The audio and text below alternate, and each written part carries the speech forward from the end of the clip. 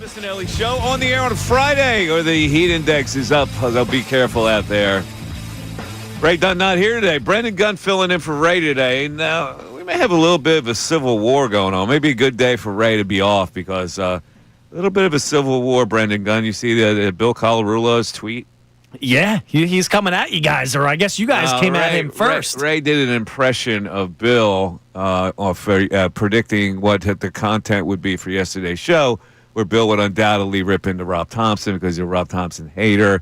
He trusts Rob Thompson the least of all the four major coaches, head managers, all that stuff. So Bill tweeted out, after being tipped off by my friend Ricky Batalico on the slander I was receiving on the Mike Miss show, I went back to watch. 3 things.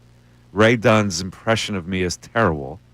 2, not a Thompson hater, but objectively he made a mistake. 3, officially done with Ray. Done with Ray? He says officially done with Ray. No, that's not fair. I think Ray was spot on. Little bit of a civil war going on right here. So Brendan Gunn is here to alleviate the tension that we apparently have here between Ray Dunn and Bill Colarulo. So let's talk about some things. Phillies and the Yankees back at it tonight. Big series, except the Yankees stink. I look at the Yankees, I go, man, this team, they always flounder. Right? They always think they got enough. They never have enough. But their pitching matchups, Taijuan Walker tonight versus Will Warren, who stinks. So it's stink versus stink tonight. Will Warren has a 12.27 ERA over his last 2 starts. And then it's Ranger Suarez versus Marcus Stroman, who's a 5-inning pitcher these days. And then it's Wheeler versus Rodon. So the Phillies should win 2 or 3, and then they get the White Sox for a three-game bop series before the big home series against the Detroit Tigers. So I think the Phillies are in pretty good shape right now if you look at the next 6 games, and then we'll see how they do with the Tigers. Again, the standings, I always like to update the standings. Right now, the Brewers, who've won 9 of 10, have come from nowhere to be the number 1 seed. The Dodgers, number 2 seed. And then it's Mets, Cubs, Phillies, Padres, which means the Phillies would play the Cubs in the first round.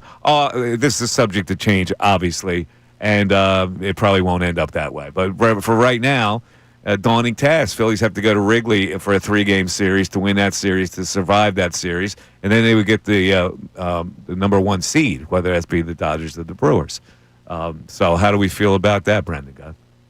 I mean, I can't see. I have nightmares of this Phillies run ending by getting knocked out by Rhys Hoskins and the Brewers. Can you imagine that?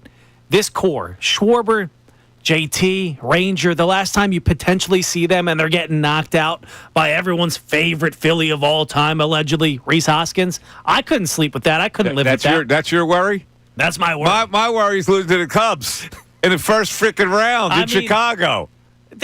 I still think if you go into a series with Zach Wheeler and Christopher Sanchez in a best of 3, I think you're fine. After that, I'm not too sure. But I'll take my shot at that point, home or away. Zach Wheeler, Christopher Sanchez, I'm fine. All right. You're not. You're concerned about the Cubs that? The Cubs are hitters. No, I don't trust the Phillies going to Wrigley. You never know what the weather conditions are. A team that hits a lot of home runs. That series worries me. I think the Cubs are a solid team with a good manager. You really think they'd go out there and lose a 2 out of 3 with those 2 guys going? I think that they would likely lose 2 of 3.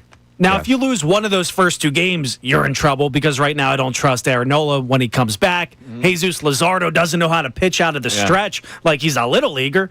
And then who knows? Well, it's going to be Wheeler, Sanchez. And then Ranger probably. And then Ranger. But Ranger has fallen off. That's what I mean. That's what I mean. So I look at it, okay, if you want to give Wheeler the first one, and I'm not sure you can really give him the first one. I mean, I don't know how that's going to pan out in that first game, the way those guys hit the ball in the air. But listen, we'll cross that bridge when we come to it if they have to play the Chicago Cubs. Right now, they need to win as many games as possible. And there's some big news, and I know we're going to do this for Let's Fake a Deal. I cannot imagine that the Pittsburgh Pirates will be willing to trade O'Neal Cruz to the Phillies. Why would they do that? They got a guy who's still on a rookie contract. There is no need to trade him now at all.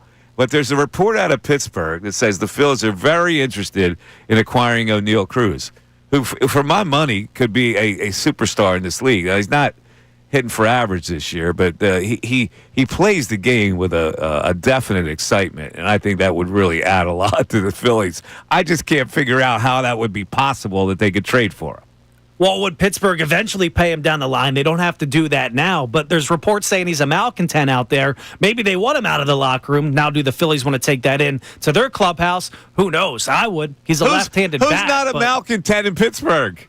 Seriously, why would you wait? Like, I would be grim every day walking into that clubhouse knowing I can't win. You can't win, and they're not going to pay you. So it's like, what am I playing for? To go get paid somewhere else or get traded? I wouldn't be happy either, but that's the way it is. Nobody on that team can be happy. It's me. You can trade everyone. Hey, you play for the Pirates. We're cheap. That's the way it works out. Go out there and play. And in the next contract or when we trade you a couple years down the road, then you can make some money and get out of here. Yeah, I mean, there's already reports about Paul Skeens should the Pirates trade him. He's been up here for a year, and he's the best pitcher in baseball right now. And you're talking about, should we trade him already? If I'm O'Neal Cruz, I'm going out there and doing me too. Like, I'm showing up, I'm leaving right after, and I'll hit my 216, hit my home runs, and do a bat flip after. Unprofessional man. You're a scoundrel. I'm showing up. You're cheating the game of baseball. Come at me, bro. I'm a purist. You can't cheat the game of baseball. All right, you do a bat flip every once in a while. Come on. Yeah, well, let's talk about that for a second here. 2 court cases were decided yesterday. Let's start with the Carter Hart situation. All right, those guys got off the hook. And I don't know. It was decided by a woman judge up there, so I guess with that it's got a little more credibility that the state didn't make their case. But the story now is whether the NHL will suspend them, which I think they will. But when all the smoke clears for this, what is the future in the NHL for somebody like Carter Hart? And so I want to ask Flyer fans. This is a position in woe for your Flyers. Would you be able to put this thing aside? Because at one point, this guy was one of the town's stars. Would you be willing to put that aside and welcome him back here? I'm basically doing market research for the Philadelphia Flyers here because they have to figure that whole thing out. How would it sit with their fan base? So, Brendan, first of all, how would it sit with you? I mean, as you saw what I put on the show sheet, he was innocent, but to me, he's still a creep. If you go read and keep updated with what went on in that trial, Carter Hart, at the very least, is a sexual deviant as the rest of them, and they're weird. Like, even though they're innocent, everything that went on in that room that night is extremely weird, extremely creepy. Not somebody that I would want to be around and not somebody that I want to cheer for. So if I'm the Flyers, I'm saying hell no. Now, I don't know what they're going to do. I don't know what any NHL team is going to do, but it's not a guy I would want in my locker room. Okay, no what way. do you think the Flyer fan base would say to that? Knowing that they have a problem there, that's a position where they definitely have a problem. I've seen some people on Twitter. Now, there's a lot of them that are sticking up for the good, or the way I look at it, the good of the cause and saying no way. But there's also a lot of people out there saying, we need a goalie. We're building back. Carter Hart, now that his head's going to be clear without this in the back of it, I would take him back. I'm not there. Okay. I think a lot of Flyers fans would. Now, I listen. I'm just throwing this out there. I have a definite opinion. I wouldn't do it either because I just think it's too much to overcome. But here's the bottom line: he was acquitted. The guy was acquitted, and so I don't know. Is an acquittal like to say? Can you compare it to Michael Vick when he actually served time? He did his time. This is kind of the same thing as doing time and you're out. You got acquitted. You're spending time in jail. And Michael Vick got a second chance here. Carter Hart getting a second chance here. Does it relate at all? Not to me. Michael Vick did his time. He served, and he changed. He came back a better person. Maybe if I see Carter Hart go out there and become a better person, but how do you become a better person from that? To me, that kind of obviously you only be innocent. a better person when you get back with the team and you show people you're a better person. But to me, it's like anybody that's involved with anything like that where there's some weird stuff going on, it wasn't a lie. There was just some weird stuff going on. I can't accept it. Okay, we're going to ask the people, Flyer fans especially. You're the ones that are invested in this. And I was just going to kind of get a consensus of where you are on this. And also, the other thing that happened yesterday, I can't believe it, frankly. that a judge would not have thrown that out of court and said, "Listen, this is your little league rules here. You guys have a meeting with the league and figure this out. I am not going to take this into my courtroom." Not only did they take it into courtroom, they said the kid can play. And I'm going, what in hell? Do you understand the can of worms you just opened? Every little league now has to get court approval to put their regulations in. What is going on here? Well, let me ask you this: you wanted the kid suspended, right? I didn't want the kid suspended. He got suspended, I thought that the rules of the league were adhered to. Was he supposed to be taught a lesson by that suspension? I don't know what kind of lesson that he was supposed to be taught.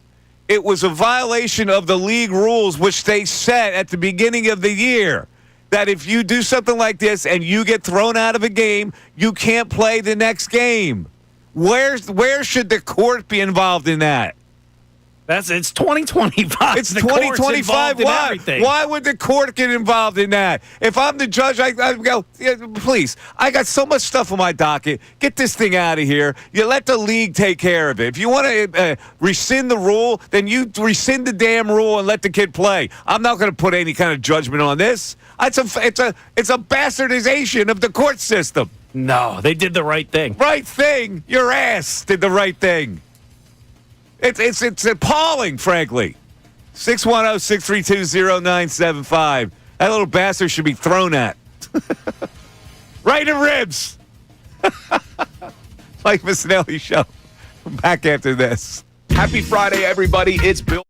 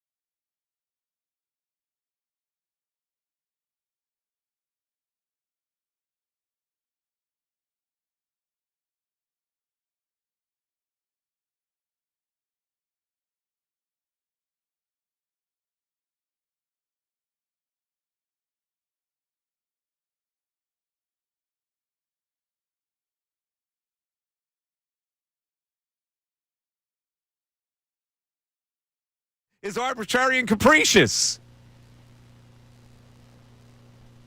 There are rules that satisfy the league, whatever the league wants. Arbitrary and capricious, yes. They're all arbitrary and capricious. You're not going to find one league's rules are the same as another rule. The fact that this judge heard this case is appalling to me. It really is. Why? It's the talk of the town. It's appalling. It doesn't belong in a courtroom. A Little League's code of conduct does not belong in a courtroom because now every league rule can be challenged. This sets a precedent. You understand? This judge's ruling sets a precedent. See, I don't blame the judge. I blame the Little League and the umpire for suspending the guy in the first place. But the rules say you should be suspended. It's a stupid rule. That doesn't mean it's a stupid rule. Then you challenge the rule in the next league meeting. It could have been the last game. You can't have a judge say it's a stupid rule. The rule's been put in for a certain reason, not to have this kind of unsportsmanlike conduct. They should have had the foresight to see this was going to come down the pipeline. They didn't have the foresight. They put the rule in, Brendan. The rule is in. A judge should not be able to overturn a local rule that was put in for the benefit of the league as a whole. If they see the major league ball You're players looking at it through your own lens. No. Your lens doesn't count. If they're watching the guys out there, they idolize every night. Do that. I don't care what they idolize. It should be taught by parents and it should be taught by coaches that you don't act in an unsportsmanlike way like that. What's inherently unsportsmanlike about flipping a bat? I'm going to tell you what. Because it was 8-0, okay? And you flip a bat because you saw something on TV. It was 8-0. At that point, you're rubbing it into the other time. You're teaching them a terrible lesson in sportsmanship. If you flip a bat when it's 8-0. If you suck in real life, guess what? No one's saying, hey, you got to treat you nice. No, you got to be better at your damn job. Like you're missing the point here. The point is, whether you think the rule is just or not, it doesn't belong in a courtroom where a judge should say the rule should be overturned. It's up to the league. This is a local league that puts in their own bylaws. But if the judge welcomed it into the court, who are you to say that it shouldn't be in a court of law? I'm going to tell you right, it shouldn't be. As an attorney myself, I think it's ridiculous that judge heard this case. Well, he set a great precedent because now the kids can go out there and be kids again. Yeah, okay. We're going to see how every rule. Well, you can't run inside the line. If you get hit, there's liability. Oh, let's go to the courts. Let's overturn that. I mean, the only issue is if it comes down to playing time and the weird scoundrel-like parents in Little League. If that goes to court because of that, because their kid's little Timmy's not good enough to go out there and play 3 innings a game, if that comes to court, that's an issue with me. But flipping a bat, yes, the kid should be allowed to do that. It's fun. They're having a great time out there. He threw it 20 feet in the air. He didn't flip it. He threw it in the air, skyward. Yeah, and we're all going to remember that forever. By the bylaws of the league, that is horseplay. It shouldn't get to a judge. Horseplay is so subjective.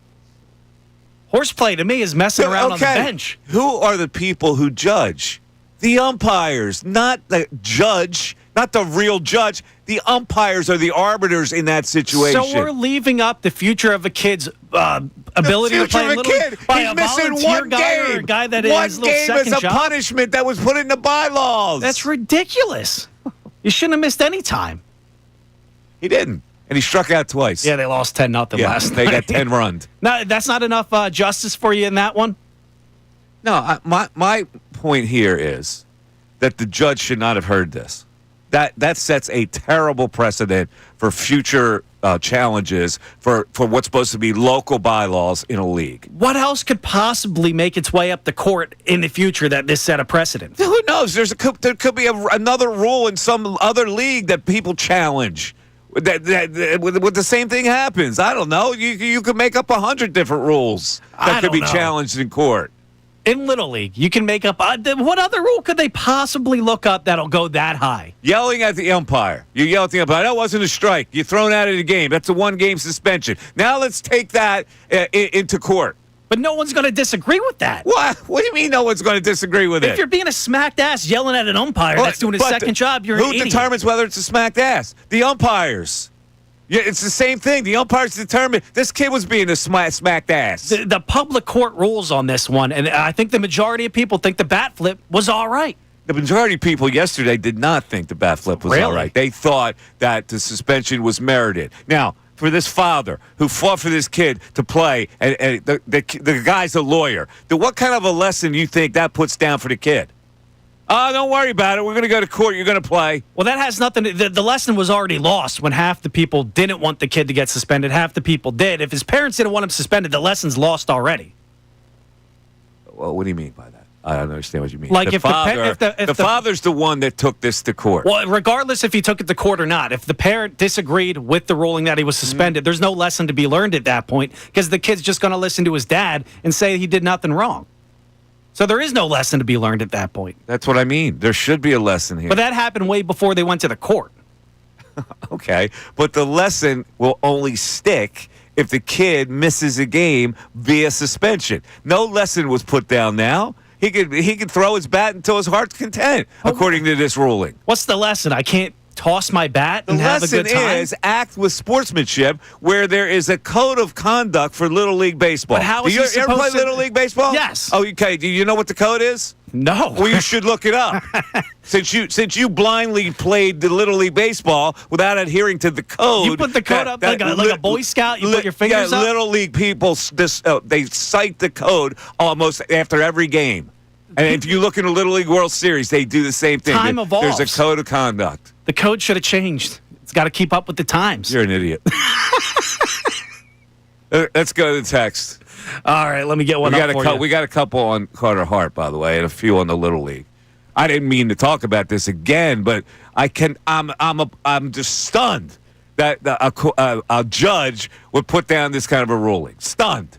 We got John from Langhorne checking in saying, taught a lesson, question mark. What lesson is that kid and his bratty parents going to be taught now that it's going to the courts? There's nothing to be learned now. Shame on them. There's the lesson. Take everything to court. It doesn't matter. The rules that apply to Little League Baseball or any organization that you join, if you don't like it, take it to court. That's what the lesson is. 610-632-0975. Mike Missanelli Show continues. Now on 97.5 The Fanatic Sports Update. Training camp continues today. I'm Brendan Gunn with your Fanatic Sports Update. Yes, day 3 of training camp is upon us, but today the practice is not open to the media, so we're not going to hear from any members of the team or the coaching staff. Some notes from yesterday's practice include an impressive day from rookie Jahad Campbell. Some are reporting they expect him to see him getting reps with the ones soon. Adoree Jackson also got reps with the starters yesterday after that was given to Keely Ringo on day 1. That cornerback battle opposite of Quinyon Mitchell continues on throughout camp. And Cooper DeJean continues to get work at safety. We'll see how that progresses as training camp continues. The story of the day, though, from all accounts yesterday, Devontae Smith dominated at wide receiver, but that's nothing new. One other note from practice is Quinyon Mitchell is getting reps at both sides at cornerback. Vic Fangio spoke about what went into that decision at his media availability yesterday. Well, if we ever get to the point where we want to match him on his particular receiver, he's got to know how to play both sides. We'll figure that out on a weekly basis. The Phils are back in action tonight on the road to take on the Yankees. Taijuan Walker's on the mound. First pitch is tonight at 7:05. And former Flyers goalie Carter Hart was found not guilty in the Hockey Canada sexual assault trial. This update was brought to you by Mercedes-Benz. The Mercedes-Benz Dream Days are back with offers on vehicles like the 2025 E-Class, CLE Coupe, and C-Class and EQE sedan. Hurry in now through July 31st. I'm Brendan Gunn, and you're listening to the home of the best birds coverage, 97.5 The Fanatic.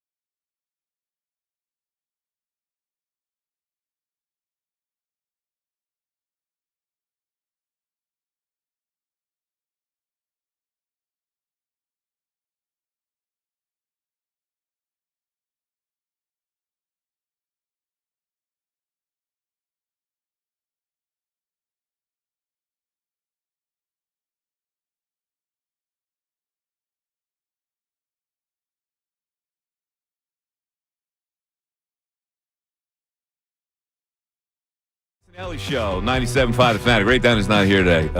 Brendan Gunn, but if we last 4 hours today, it'll be a miracle. Considering his stupid stances on this whole thing. Let me ask you a question. Based on this thing. You said, what other rules? Suppose there's a rule in the league says that when you come into a base and the ball beats you there and you have to slide. You have to slide. Yeah. And the kid Can't take the kid out. Doesn't slide and he smashes into the third baseman and he hurts the third baseman. Now, he didn't slide. He broke the rule. He gets thrown out of the game. You get thrown out. You don't get suspended. Which means there's the rule says if you get thrown out of a game, there's a 1-game suspension for the next game. You can't play in the next game. They kick him out for just that, like or in is it college automatic basketball. out? In college basketball, it's the same thing. You get thrown out of a game, you can't play the next game. Does he get thrown out, or does he get an automatic He out? gets thrown out of the game because the rule is that you must slide when you go into a base. Take that to court, too. That's too subjective. What if the kid couldn't slide? You're making my point for me. He saw Chase Utley do it to that Ruben thing is Tejada. going to go into court, and you're going to take all these little things in little league, whether it's rules indigenous to the league itself. You're going to take that to court. Yeah, but that old rule about running and sliding, so that's old. Forget the bat flip is new. Forget what you think the rule, whether the rule is bad or not. The rule is on the book. You're not judging the rule itself. This was voted on by a committee of people who run the league. That if you run into a guy at third base and you don't slide, you are immediately ejected from the game. But nobody's going to disagree with that. Nobody's going to disagree with that. No one's going to disagree with that. What's the difference if they put the same rule in that says you can't bat flipping, throwing a bat in the air is a form of horseplay, which gets you thrown out of a game? What's the difference? Who put that rule in to begin with? That's a stupid rule. Yeah, you're making my head explode. It's a dumb rule. That's a new rule. Before the season starts, a committee meets and they put these rules in place for the league to abide by.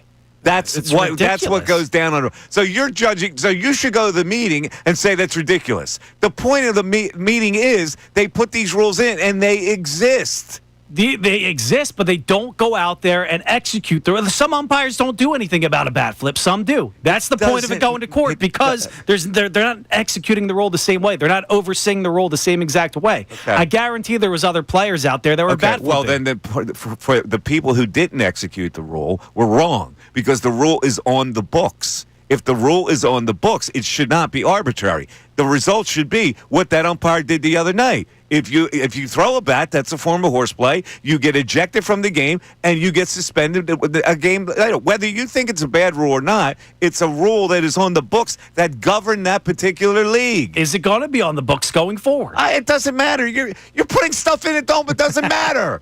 What they may look at the rule and say we're going to rescind it. That's because not it's a the stupid point. rule. Well, but the point was it was there in the first place. And sometimes rules are meant to be broken. No, they're not. Yes, they are. No, they're not meant to be broken. Give me a rule that's meant to be broken. Jaywalking?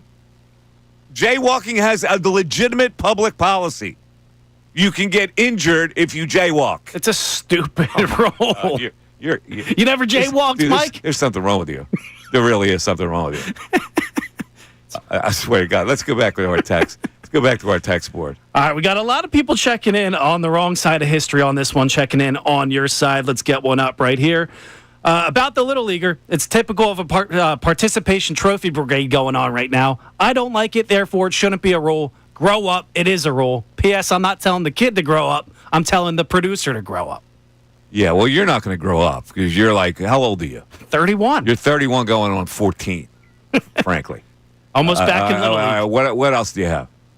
We got somebody checking in. Mike is 100% right. I agree with everything you're saying. Parents are ridiculous letting this slide. The judge is insane for hearing this. This is all because of you-know-who, a big, dumb idiot that's overseeing the team that allowed this. I guess he's calling the coach an idiot. There's a couple of curse words in there that I'm not going to read. Well, it's the responsibility of the parents and the coaches to have the kids at that age adhere to sportsmanship.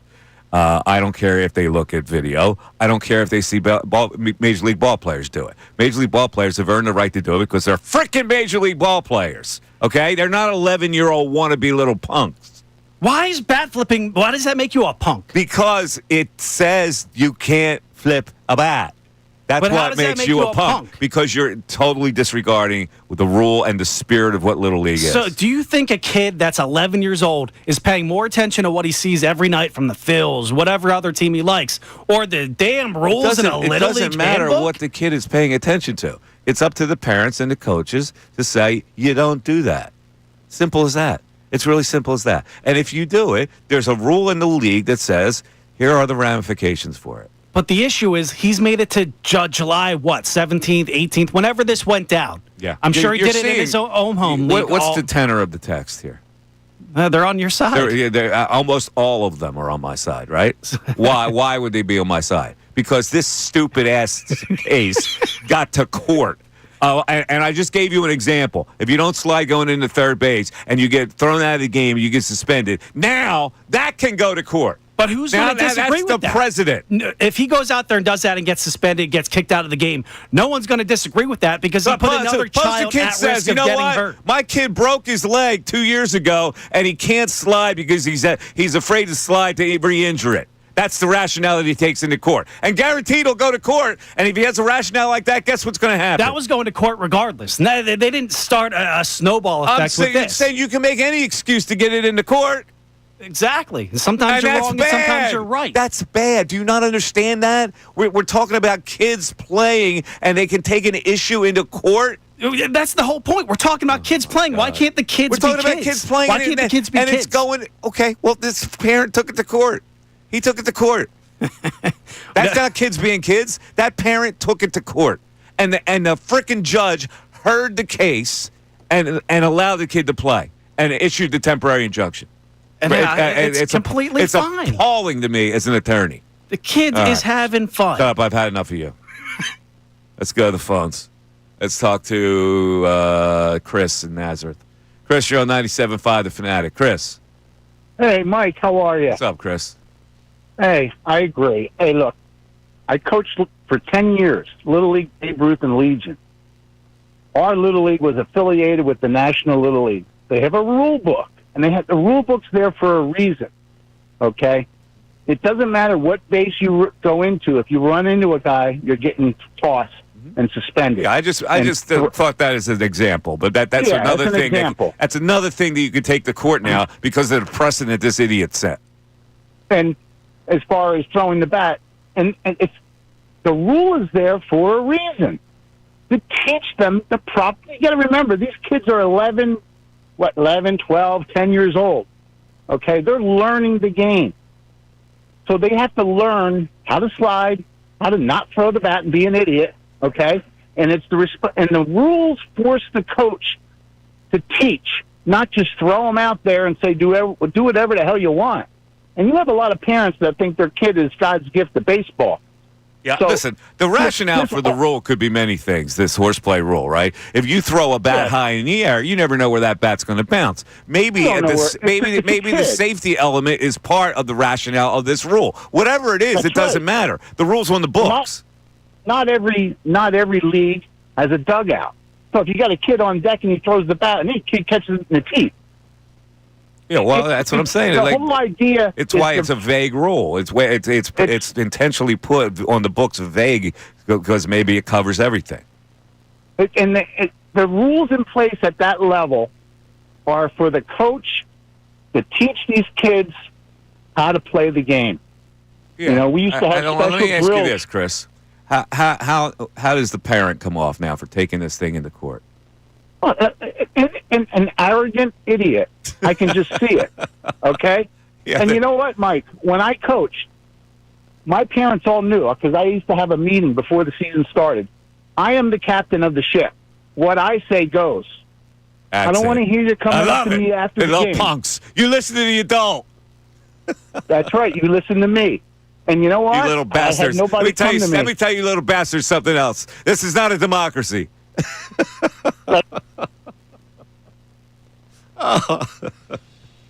Don't you think you have any rights here? I know your parents raised you to be spoiled brats, but not here. Damn it. What I say goes. I want to make sure your socks are all in perfect uniform. Your uniform's clean. Your hat is perfectly peaked. 610-632-0975. Mike Missanelli Show continues. Ricky Bo, Bill Collar.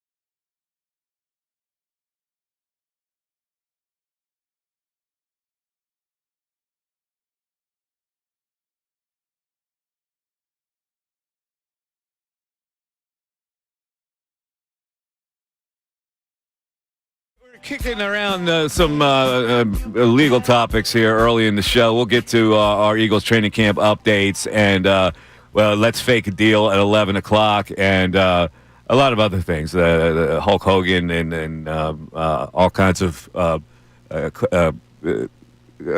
survey type things where a dome stadium on for the Philadelphia Eagles, that should get a lot of attention. I don't know how I feel about that, but in any event, we're talking still about this little league thing where the majority of people are on my side. I want to explain my position here because I know a lot of people are out there, the old man, you get off my lawn. No, it's not about that at all. It's about having a rule in a league that was violated, okay? The rule was violated. The kid got suspended.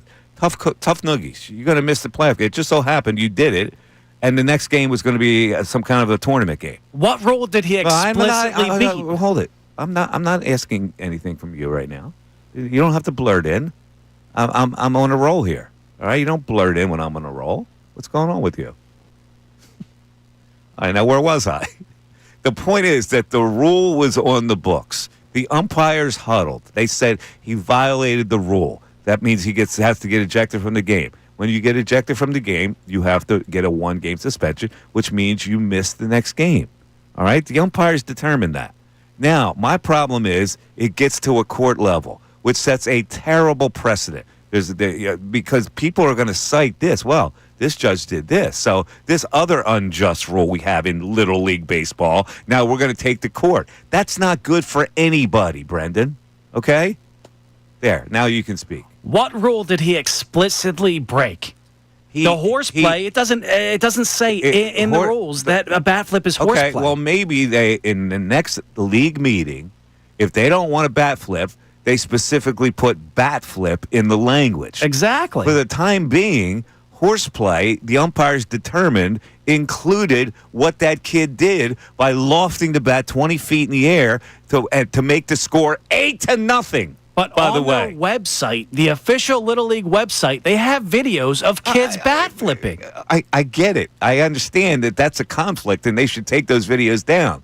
That has nothing to do with what they put the rule on the books. The horseplay rule on the books has nothing to do with what they put on their website. So a subjective rule that doesn't explicitly state bat flipping is against that rule, and then the website having a bat flip video on it multiple times is not grounds for it to go to court for getting suspended for bat flipping? Nothing should be grounds to go to court in a local little league where they met and put down these rules. Nothing should go to court. Like, I think it's silly and it's stupid. If it was my kid, I would have just ate the suspension even if I disagreed well, then with here it. you go. You But, think it's silly to go to court. I do think it's all right, silly. well, that's what I'm saying here.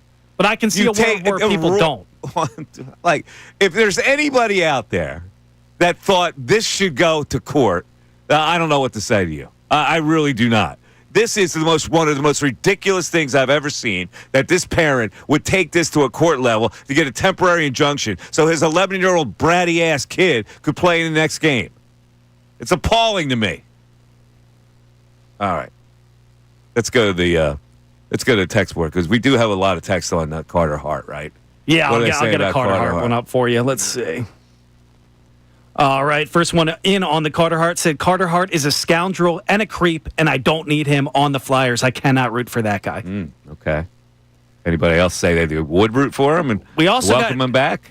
Not necessarily, but they said, what exactly is creepy and weird stuff that he did? He was innocent. Group sex, that's not weird at all. Well, listen, I don't know what to say to that. I mean, it's at your perspective on if you read the details of it. It is pretty hinky, frankly. But if he's judged, he was judged innocent of the charges, as they all were. Now, again, there are a lot of people that, like Matt Azaria, the punter, went through the same thing, where they really didn't prove that he did anything wrong, and he wound up getting a job. Will Carter Hart get a job? He probably will get a job at some point, whether he has to go to the minor leagues and work his way up. I'm just asking whether the Flyers should go through that process with him. Got somebody else checking in saying the Flyers are in need of a goaltender. He was proven innocent. He was good when he didn't have a mental state that was blocking him from being good. I would take him back. The mental state was blocking him was what? This case? Allegedly, I guess. Well, this case was dismissed originally. So he didn't have that blocking him until it was relitigated. Excuses? Oh, all right. Let's go to Matt in Washington Township. Matt, you're on 97.5 The Fanatic. Matt. Hey, Mike. What's up, Matt? I just want to say I 100% agree with you. I work in high school athletics, and I see this constantly. This mirrors exactly what happened in February with the wrestler that got in a fight at a tournament with a fan, ended up in the bleachers. He was a 3-time state champion, and he was supposed to be suspended for the rest of the state tournament, but his parents went to the courts, and a judge took the case, filed an injunction. He ended up being allowed to wrestle, even though he blatantly broke NJSI guidelines. But once again, it's just, you're going to keep on seeing this. This mirrors that. Exactly. It sets a terrible precedent where now you can litigate some rules that are supposed to be a member of a private organization. 100%. It's an entitlement problem, and it is a privilege problem, quite honestly. If you have the means to do this, you could challenge any rule or ruling, and if you have the right connections to get it to the right judge who will rule in your favor, which, a lot of lawyers have that ability, it puts other teams and players at disadvantage, but also it's killing the sport, because the same parents are going to be yelling at officials, and the number of officials in the state of New Jersey for high school sports, at least, and I'm sure it mirrors at the youth level, are declining year after year because they get ridiculed constantly and argued with, and their job is to protect the game, protect the athletes, and watch out for their safety, along with umpiring or reffing the game. And when they're getting overturned, when all they did in assessing that rule is protecting other kids with a bat flying 20 feet in the air, whether you want to call it a bat flip or just a dangerously throwing your bat in the air, the kid was wrong. The parent should be ashamed of himself to go to a court and pay to get it overturned for a youth league state final, whatever that counts for. you miss the mark on giving your kids an actual lesson. Listen. I totally agree with you. The fact that this Chancery Court, what was this Chancery Court judge bored that he would even hear this case? Like I don't get it. Doesn't he have anything on his docket? It's insane. It really is. All right, thanks, Mike, for the call. I can't figure out the life of me. Well, I got nothing to do here. I'm twiddling my thumbs. Oh, here comes a case. And now the judge goes, well, I'm going to rule really as on a human basis. This is a poor kid. Shouldn't he be allowed to play? Because this judge is probably a parent, too. And instead of following the law, he does something like this. Well, there was an arbitrary and capricious rule, and blah, blah, blah, blah, blah, and the kid should play. Come on, man. You should have thrown that thing. You shouldn't even have heard this case. 610-632-0975. Mike Missanelli Show continues.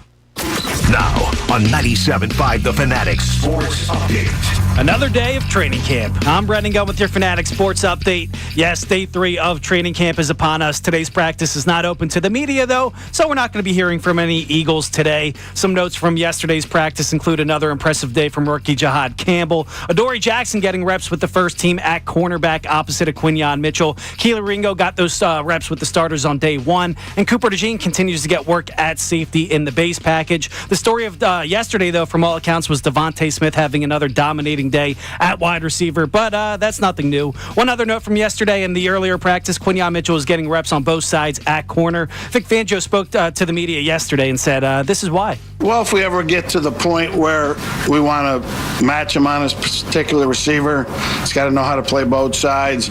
We'll figure that out on a weekly basis. The Phillies are back in action tonight on the road to take on the New York Yankees. Taijuan Walker's on the mound. First pitch is tonight at 7:05. Apple TV game, by the way. And former Flyers goalie Carter Hart was found not guilty in the Hockey Canada sexual assault trial yesterday. This update was brought to you by Rapid Radios. Rapid Radios are instant push-to-talk walkie-talkies, offering national LTE coverage for a limited time. Get 60% off and free UPS shipping at rapidradios.com. Use code RADIO for an extra 5% off. I'm Brendan Gunn, and you're listening to the home of the best Birds coverage, 97.5 The Fanatic and 97.5thefanatic.com.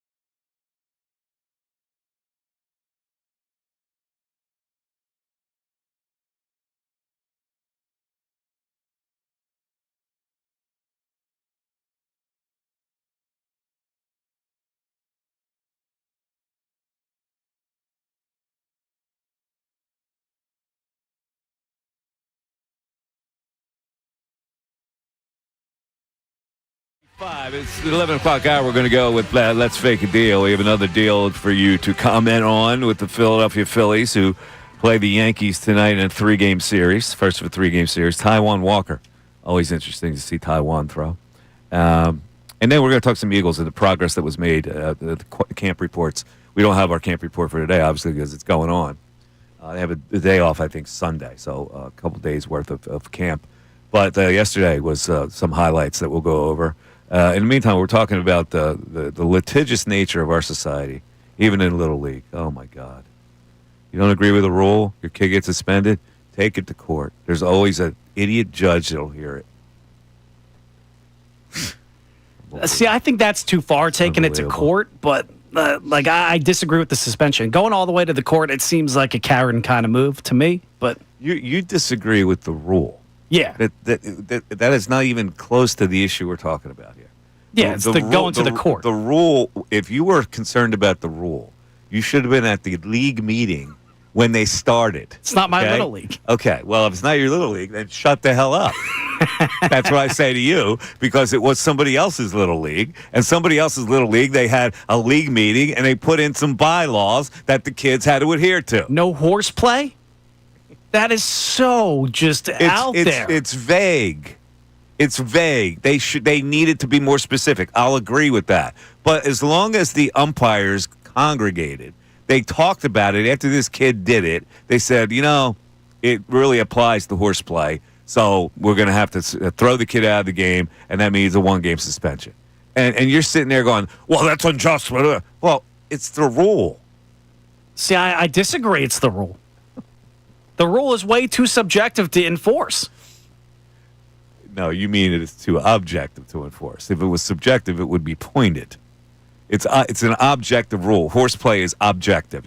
There's no way horseplay is objective. You can make it to anything you want. That's why it's objective. It's like horseplay. Okay, under that umbrella, you can put anything in it. That's what they're saying. So they can fit anything under the guise of horseplay. Now, you disagree with that. That's fine. You should go to the next league meeting. You know what? You really should. If you're that concerned about it. Somebody text in when the league meeting is. Okay. All right. Let's go. Let's see. Who do we have here next? Dante? Yeah, Dante. All right. Dante, you're on 97.5 The Fanatic. What's up, Dante? Hey, how you doing, Mike? What's going on, Dante? So Brandon, when I was a kid, this is basically goes back to parenting. It's, you can't do that. It's a 12-year-old kid. I agree with you. He's 11. 11. They should have thrown him out of the game, right? Yeah, well, that's what the rule states, that he got thrown out of the game. The rule also states that once you get thrown out of the game, you get suspended for the next game. Yes. But if that were me growing up, when I was playing baseball, my dad would have looked at me and said, "You're not playing, man." He would have grabbed me, you know what I mean, and taken me out. Listen, people will say, it's a different generation now. You shouldn't, be as harsh with your kids, blah, blah, blah. I get it. But at that age is where you're really starting to learn about sportsmanship. And that's why the Little League has a code of conduct that you recite. Yeah, and I agree. And as far as them taking it to court, that's just absolutely crazy. That case should have had no right to be there. Should have been a done deal. Well, the baseball god sees, because they got 10 run the next game and the kid struck out twice. Exactly. People are going to be, well, how could you be happy that the kid struck out twice? I'm not happy. Because sometimes the baseball god sees. Sound pretty giddy over there. Well, I'm not giddy. The kid gave it his best effort. That's what Little League's all about. Struck out twice. The other team must have been a lot better. See, why couldn't you just go out there and deal with it the old-fashioned way like baseball always does? What do you mean? They oversee their own game. At a Little League, you're going to have the kid get thrown at? I didn't say it. You did. Well, I did. But I said it tongue-in-cheek. They weren't playing the same team. It's a different team they're playing. So that other team... That is fair. They have no stake in the game. They don't care about that kid. They're not going to throw at the kid. My issue with the whole thing is it's just like, how can you come down on a kid and suspend him? Just kick him out of the game. Because the rule says it. The rule doesn't say it. The rule does not say it. The rule says if you get thrown out of a game, you get suspended for one more game. That's what it says. That's the rule. It's just like in college basketball. You get 2 technicals, get thrown out of the game, you get suspended for the next game. They need to reupholster this whole rule book. What is wrong with that? That if you get thrown out of a game, you get suspended for the next game. That's not a bad rule. That's ridiculous. No, it isn't. Because it's making you behave. That if you cross the line, you're going to get suspended for one more game. There should be rules where you cross the line and you get suspended the next one. Bat flipping is not it. See, you're putting your subjective judgment in this. It's 11 o'clock. It's the Mike Missanelli Show. It's 97.5 The Fanatic. You're listening to WPEN HD1, Burlington, Philadelphia, a Beasley Media Group station broadcasting live from the Comcast Business Studio, powering possibilities. No Ray Dunn today. However, we still are doing Let's Fake a Deal. It might be a bullpen pitcher. It could be an outfielder. Or what if it's both? Let's find out on Let's Fake a Deal. Here's your host, the 17th Assistant General Manager of the Phillies, Mike Missanelli. Let me tell you something. If I pull off this deal, I'm not 17 anymore. I got news for you. What's the deal, Brendan Gunn?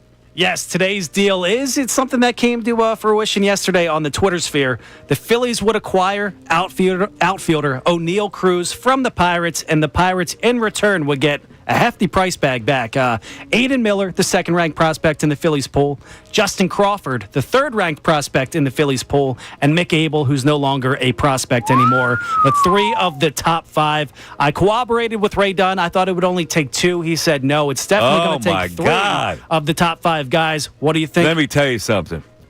I love O'Neal Cruz. I think this guy is a budding superstar. He gives you action. I love the fact that he's a 6'7". He's been playing shortstop for the Pirates, right? So we're going to play him in center field? Is that the way it goes? He could. He's been playing center field. Yeah, he got moved. He got moved to center field. He had been playing shortstop for a long time. So he's not hitting for average because 16 bombs and 40 RBIs, but I love the way this kid plays. This kid could be a star player. I don't know if Aiden Miller, Justin Crawford, and Mick Abel are ever going to be star players. It is a no-brainer for me to do this deal. Does it worry you that he's from the left-hand side at the plate? No, he's such a dynamic player.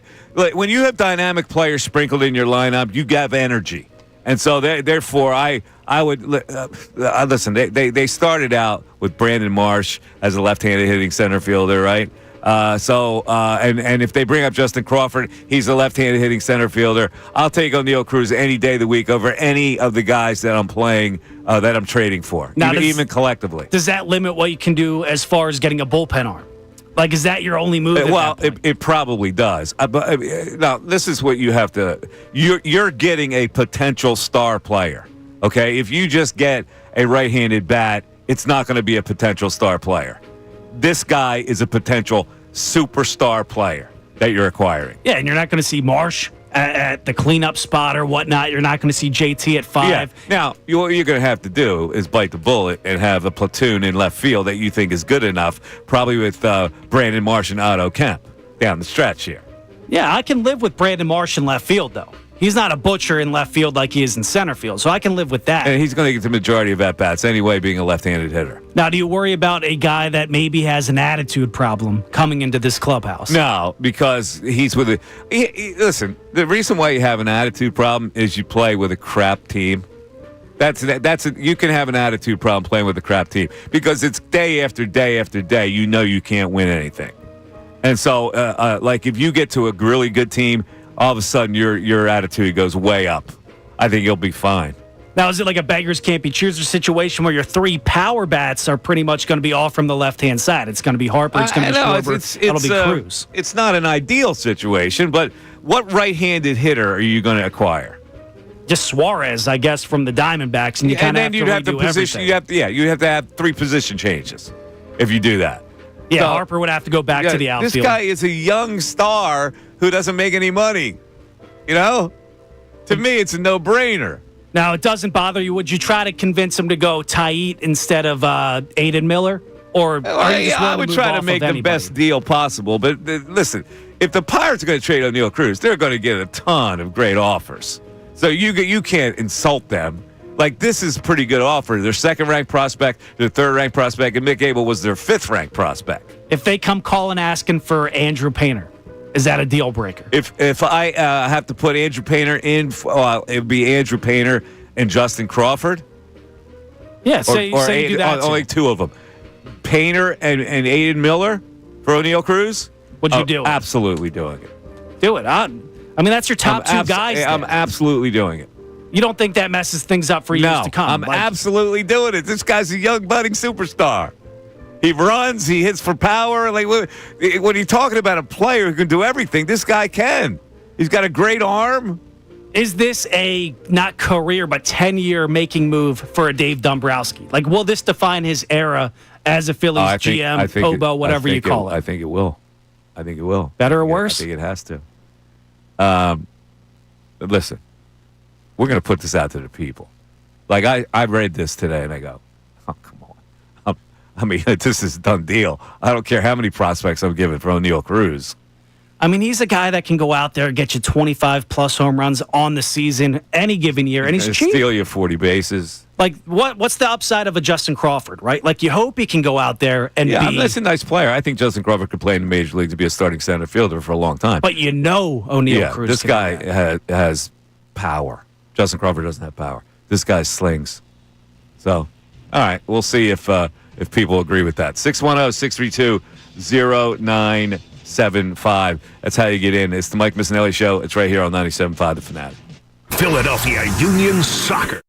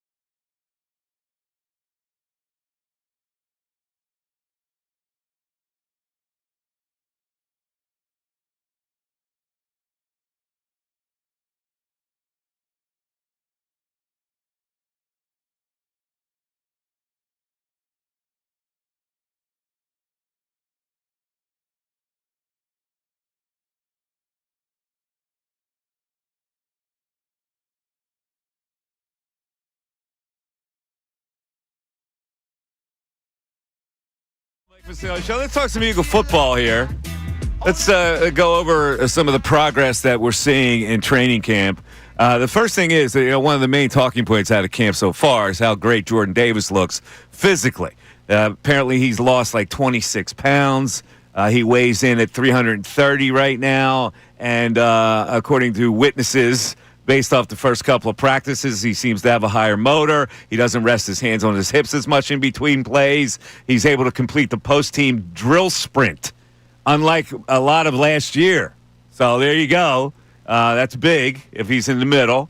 Moro Ojomo. There's some good reports on Moro.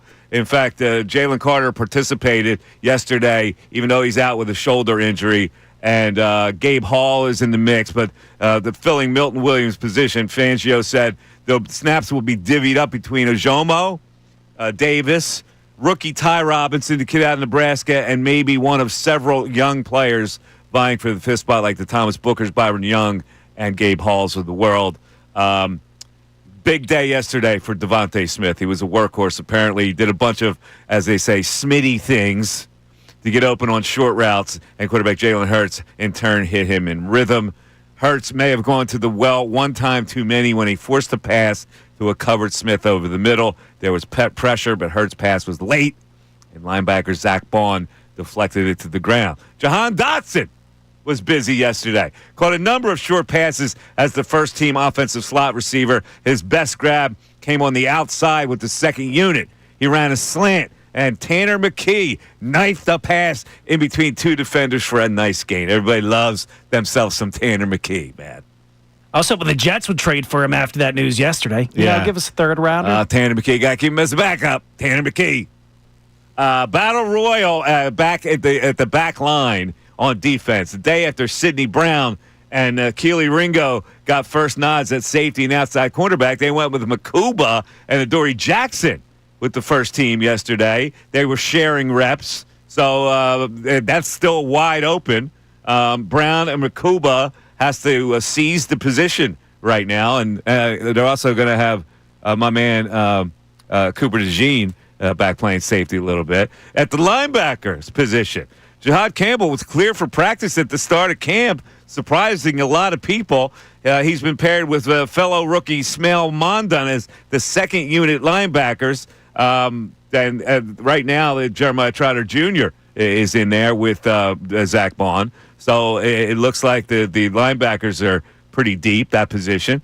The tight ends, Grant Calcaterra got involved with both the first and second units. There's Kylan Granson, and there's Harrison Bryant and E.J. Jenkins.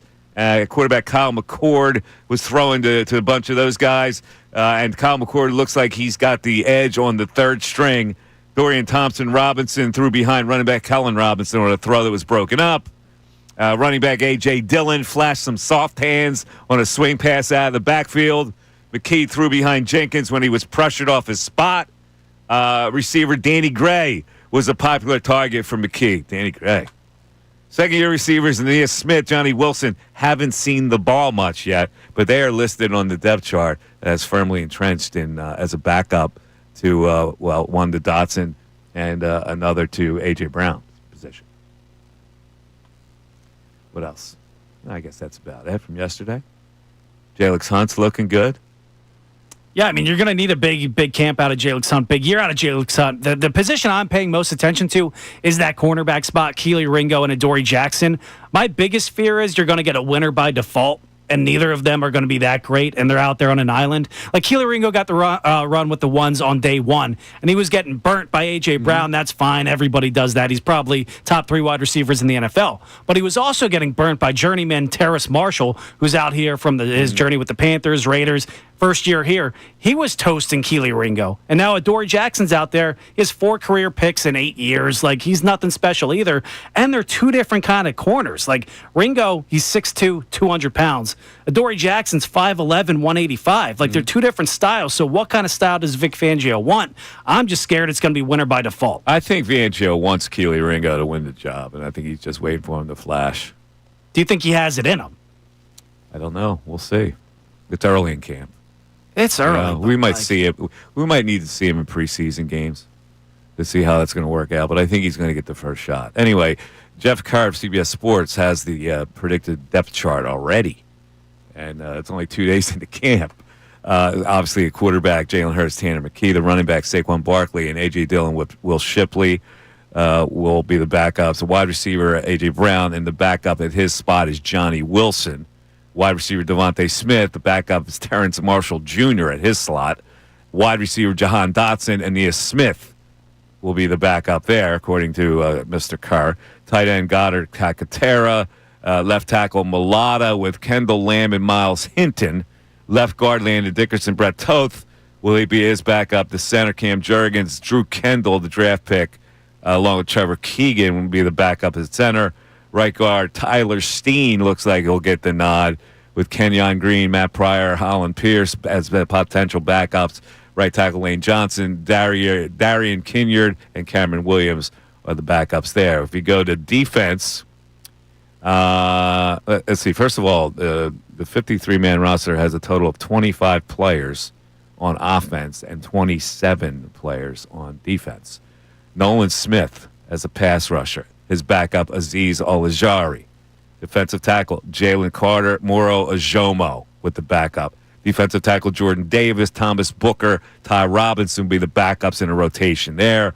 Pass rusher on the other side, Jalix Hunt, Josh Uche will be his backup. Off-ball linebacker, Zach Bond with Smail Mondon Jr. as the backup. Off-ball linebacker, Jeremiah Trotter Jr. with Jahad Campbell right now as the backup. We'll see how that transpires. Cornerback, Quinyon Mitchell, Eli Ricks is his backup. Outside cornerback, Keely Ringo at the starting on the first unit. Adoree Jackson, the backup. Cornerback, slot, Cooper DeGene with Mac McWilliams, who has had a good camp, who they like a lot. Safety, Blankenship, Tristan McCollum, who had some moments last year as backup. And Sidney Brown right now, number one on the depth chart, according to Jeff Carr, with Andrew Makuba as the backup, the rookie. I don't know if I love that. I think Sidney Brown's a little bit too reckless out there. It reminds me of a safety version of Derek Barnett. Like, he just goes out there and he does things you shouldn't do. Like a walking 15-yard penalty at times. Yeah, he's Ricky Council III, football-wise. It's a great point. That's what he is. He's Ricky Council III. So there you go. There's your depth chart. That's a pretty good team. And, again, people keep asking me all the time, what do you think of the Eagles? I go, well, what do you think of them? Like what do you not think of them? Like, what do you not think? They're good. They're going to be a very good team. And I don't think they're going to win as many games as last year, because that 11.5 number has me pausing a little bit, but they're a solid team. I never worry about teams that are good. I got enough fretting about other teams that aren't good in this town. Like, when I know a team's good, I have total faith in them. Does it worry you that every year they've been to a Super Bowl, the follow-up season has just been disappointing? I think or that just happenstance? I think it's just a fluke. I really do. I don't think you can say, well, a team that goes wins the Super Bowl struggles the next year. If you're good enough and you're coached well enough and you got a quarterback that's good enough, I don't see why it should happen. Their offensive line is studly. Their skill players are fantastic. The only place they can slip is if these young players don't step up. But I believe they have a defensive coordinator that's not going to allow that to happen. I think he knows exactly what he's got. I think he can coach them up. I think they're not going to miss a beat. I think they're going to be a contender again to win another Super Bowl. Yeah, I'm right there. I mean, you summed it up perfectly. There's no other way to put it. If you think otherwise, you're an idiot. Yeah, they're good. You can't deny the fact that they're good. We wait all this time. We go through these seasons wondering whether we can rely on a team to be good. And now we got one, and we don't have to worry about it. We'll fret. They'll win some games by the skin of their teeth. They may lose a couple games. The sky will fall for all Eagle fans, but at the end of the day, they're going to be there. 610-632-0975. It's the Mike Missanelli Show, back after this. Now, on 97.5 The Fanatic Sports Update. Training camp continues. I'm Brendan Gunn with your Fanatic Sports Update. Yes, day 3 of training camp is upon us, but today's practice is not open to the media. It's just going to be a walkthrough, so we're not going to be hearing from any members of the Eagles today. Some notes from yesterday's practice include another impressive day from rookie Jahad Campbell, pushing for a starting spot at least in training camp. Adoree Jackson got reps with the first team yesterday at cornerback. After on the first day, Keely Ringo was with the starters on day 1. Cooper DeJean continues to get work at safety. We'll see how that goes in the base package. The story of the day, though, from all accounts yesterday was Devontae Smith dominating at wide receiver, being Smitty, doing Smitty things, as they put it in the Inquirer. Vic Fangio spoke yesterday before yesterday's practice, and Quinion Mitchell is getting reps at both sides on quarterback because of this. Well, if we ever get to the point where we want to match him on his particular receiver, he's got to know how to play both sides.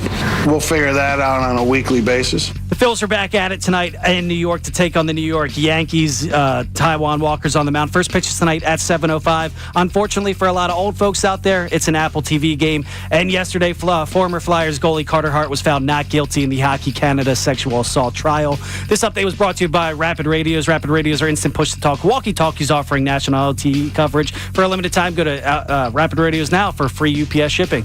I'm Brendan Gunn on the home of the Sixers and Flyers, 97.5 The Fanatic. Eagles defensive coordinator.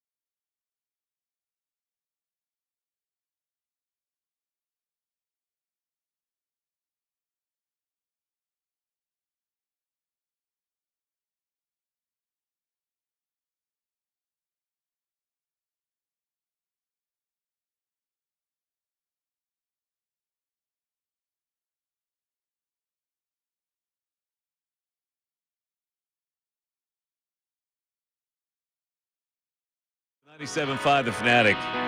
610-632-0975. All right, so we've talked some Eagles. We got the Phillies and the Yankees tonight with Taijuan Walker against Will Warren. And then Suarez versus Stroman, Wheeler versus Rodon. Interesting series every time the Phillies play the Yankees. That'd be nice, wouldn't it? I like this. It's always a fun time. I love these interleague games. Yeah, Connor Thomas is heading up that way, representing for the Phils. Oh, he is? Yeah, he is. He's going up there with his mom for a weekend away trip, so shout out to them. Hopefully they're all getting safe up there. But you got to come back with 2 out of 3, no? Against the Yankees? I don't know. They're struggling. You got Zach Wheeler in one of those games. Yeah, I don't know what to think about Taijuan Walker. I really don't. I mean, I have no idea what to think of Taijuan Walker. You're right. They should win 2 or 3. You got Suarez and Wheeler. Back to yeah, you're going to get it started off Marcus with probably Stroman. a loss. Marcus Stroman gets blasted every now and then. Yeah, he's good for 4 innings, and then we'll see what happens. So were you a pro wrestling fan? A little bit. Yeah? Not necessarily Were you a Hulkamaniac? No. You weren't? You didn't like Hulk? I thought what I remember of Hulk Hogan was his VH1 show growing up. And then the guy lost his mind and became, in my opinion, a scumbag. Yeah, I mean, he was certainly a racist cement head. But he's the biggest wrestler of all time, though. Is he the biggest wrestler of all time? He's definitely on a Mount Rushmore of wrestlers, right? We talked about this yesterday. It would go Hulk, The Rock, Cena, and probably Andre the Giant, right? Andre the Giant, you'd think he'd be up there. He has to be up there. And you got Stone Cold. I think I would throw you Stone got The Cold Undertaker. You would go Stone Cold and not Andre the Giant? Yeah, but the Giant was larger than life, man. That's because he died before I was alive. So Andre the Giant? Yeah. But the major match involved Hulk. Yeah. With Andre the Giant. Cheated him, you know what his mantra was, the Hulkamaniacs, for the Hulkamaniacs? Something with the pythons? Train, say your prayers, eat your vitamins, be true to yourself, true to your country, be a real American. So, in 1982, he was, of course, in Rocky III as Thunderlips. Yes. And then the main Hulk arrival came in when he beat the Iron Sheik, the villain, the Iron Sheik, who was the Iranian, at a time when we were having problems with Iran and the hostages and all that stuff. And he escaped the Iranian signature move. Do you know what the Iranian signature move was? The Iron Sheik? No. The camel clutch. There you go. He bounced off the ropes and dropped his leg on the Sheik, pinning him at Madison Square Garden to win the heavyweight championship belt. But he got bigger in 1987. WrestleMania 3. 93,173 fans at the Pontiac Silverdome in Michigan when he defeated Andre the Giant, who was 7'4", 700 pounds. That's a big win right there. I mean, without Hulk Hogan, WWE, WWF, whatever was called back in the day, is not what it is today. Like, there's no way. Like, he transcended that audience. So I'll give him credit for that. Yeah. Well, in 2025, the National Enquirer published dialogue allegedly from this sex tape that was illegally put out in public mainstream, because he used racist language involving African Americans. And I love this when they use racist language. Then he's quote, "I'm not a racist, but I never should have said what I said." Like, you're not a racist. It just flowed right out of you. It had nothing to do with you not being a racist. Yeah, they just caught it on camera the one time you said it. God. All right, let's go back to the text boards on doing the deal here for O'Neal Cruz.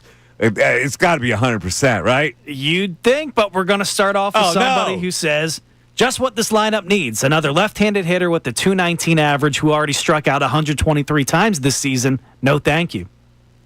Yeah, he struck out 119 times with the Pirates when you're going, I want to hit a home run every time up. I don't have to worry about, we're not going to win anyway. So, my approach is completely different with the Pittsburgh Pirates than it would be with the Philadelphia Phillies. We got Stephen KOP checking in saying, I totally agree with Mike. Trading for Cruz is a no-brainer. He's better than any outfielder the Phillies have on their roster right now, and he's a budding superstar. Give Pittsburgh whatever they want. He's dynamic. He's a guy, it's like in the old days when Harper would come to the bat. You get a little of that now, and then you get a lot of it with Schwarber coming to bat. A guy like that, a dynamic personality type of guy who can run and hit bombs. Like, these are rare players. Well, somebody thinks Justin Crawford is maybe a little bit more of a rare player than he probably is. Mark says, no deal. Cruz is not a fit. If Crawford's brought up now, he's going to be a 3K hitter by the end of his career. Oh, 3K. Come on, man. I mean, Jesus. Like, what world? I mean, God bless the kid if he's that good, but I'd rather have a guy with power. In this day, in Philadelphia, if O'Neal Cruz hits in Philadelphia, he believe me, you would like it. Yeah, exactly. You would like it. That short right field porch out there. His fly balls would, he'd be a second decker. We got another no, though. Cruz hitting a whopping 219 as a budding superstar. Please. You guys lost me giving up two top prospects. You got to use your eyes, people. Sometimes you just don't look at a number and a batting average. That doesn't tell the tale of how great this guy could be. This guy is like one of these once-in-a-lifetime type of talents that come up. Got somebody else checking in. Norm in Mayfair says, get Cruz from the Pirates right now. Too many players in this lineup are boring to watch. We need new, exciting guys every day, and Cruz is that guy. I bet you that guy who said 219 average, no thanks. Probably never saw him play. Really. You probably never seen him play. He's electric. You just saw the name, you looked up his average, and you said, nah, I don't want him. You have no idea what this guy is. Like, they look at the stats for a awful Pirates team. Yeah. Go back and look at Cliff Lee's stats before he came over in 2009. They were bad. Yeah. Yeah, you just can't look at the batting average, folks. All right, let's go to the phones. We've got Cash checking in Philly. Cash, you're on 97.5 The Fanatic. What's up, Cash? What's up, Mike? How's it going? Good, man. How you doing? Wanted to check in. I got a trade. I'm going to the game on Sunday, so I want to talk about the game on Sunday, Wheeler versus Rondon, but I got a trade idea that no one's talking about. What do you got? No one's talking about Mickey Moniak. Huh? Mickey Moniak. No one's talking about Mickey Moniak. Why would we talk about Mickey Moniak? He's an outfield bat, right? You can put him in. He bats left, but we put him in the outfield. We probably give him nothing in the Rockies, and we get a good bat back. Is this a joke? It's not. I'm not joking. Look at Mickey Moniak's numbers this year. I'm not joking.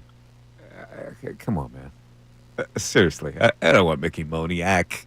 What is he going to do? He's another left-hander. You need a right-handed bat, first of all. And Mickey Moniak's not the left-hander I'm going to play every day in left field. Come on. I mean, it's better than what we got out there right now. Cash, it isn't. It really isn't. Mickey Moniak's a mediocre player. Well, we wouldn't have to give anything up for him. Well, I don't care. I'd rather give up something for an established player. I don't want a mediocre player in there. Well, then why haven't we heard anything, right? It looks like Dombrowski's not going to do anything. Well, how do you know? The trading deadline's coming. Do you think he's working the phones? Of course he's going to try to do something. Yeah, I mean, I don't got any faith. I don't got any faith. But you have faith in Mickey Moniak? Well, at least it's an easy trade. All right. Yeah, I'm not feeling you. All right. All right. But I think you'll have fun watching that Sunday game. Good pitching matchup. Yeah, no, I'm betting the over though. I think we shell Rondon.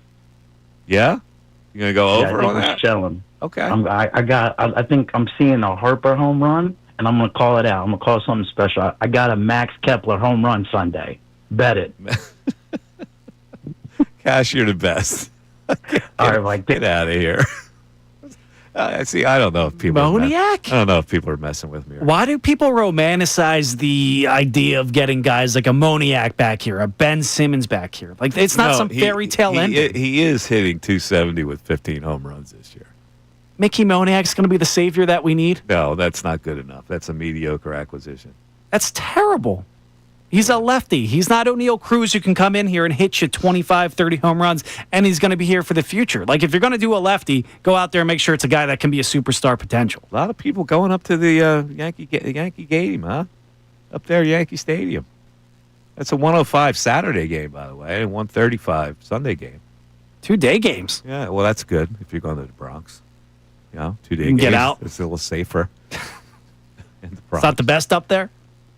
Where Yankee Stadium is? You've I've never up there? been, no. Oh, man, dude. Not the best. It's treacherous territory. All right, let's go. Let's take a break. 610-632-0975. We got Tony and we got Greg on hold, and we'll get up to our text board. The text board has been really busy today. It's the Mike Missanelli Show on 97.5 The Fanatic. Eagles quarterback Jalen Hurts.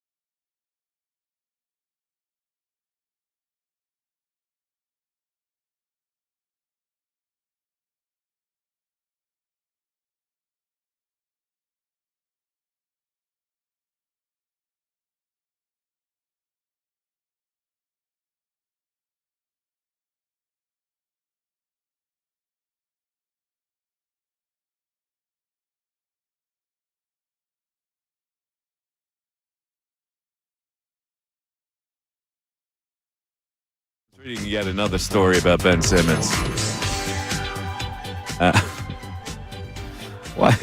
Why do even people care about this guy anymore? Like why? Yeah, this guy was the biggest fraud in the history of this city. Number one, there is no other fraud as big as the likes of Ben Simmons, who flat out quit on you, on his teammates, on the team, on the organization, and on his career, and yet made $100 million. It is mind-boggling to me how many people can fleece the system. And people are still talking about it. Like people, I'd love to have Ben back at this team. Like, what's wrong with you? This guy is a stone fraud.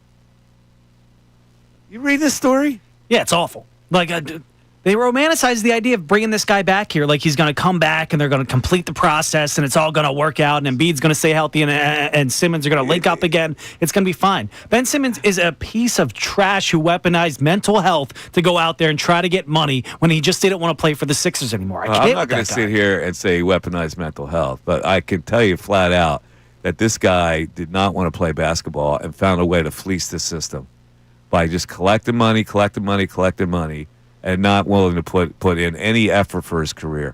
They're the worst kind of athletes. They get their money early, and then they just go, well, what do I need to play for? I'll just go through the motions. But the way he circumvented this team, which was a promising team, which was the result of the process that should have worked, he was one of the guys that circumvented the process. I mean, it should have been him, and it should have been Embiid for years to come. All the guy had to do was take a shot. As a matter of fact, he probably didn't even have to shoot the ball as much as we called for it. All he had to do was just not lose his mind and put a layup in against the Hawks, and everything would have been fine. Like, you cannot be that soft as an NBA basketball player. First off, it's not that deep what anybody ever says about you as a professional athlete. Everything's all good. Second off, you were dead wrong in that situation. So I can't. he leaves. He makes me cringe. Like when people bring up his name, I go, oof. Because I was a big advocate of Ben Simmons. Like there's nobody that has let me down more as a sports observer than that guy. Because I go, man, they got something special there. I never ever thought he would never shoot a jump shot ever. Like early on, I go, all right, it's going to take him a while. I have never seen anything like it. I've never seen anything like a guy who was afraid to actually show a jump shot because he didn't have enough confidence in it and he was embarrassed that other people would see it.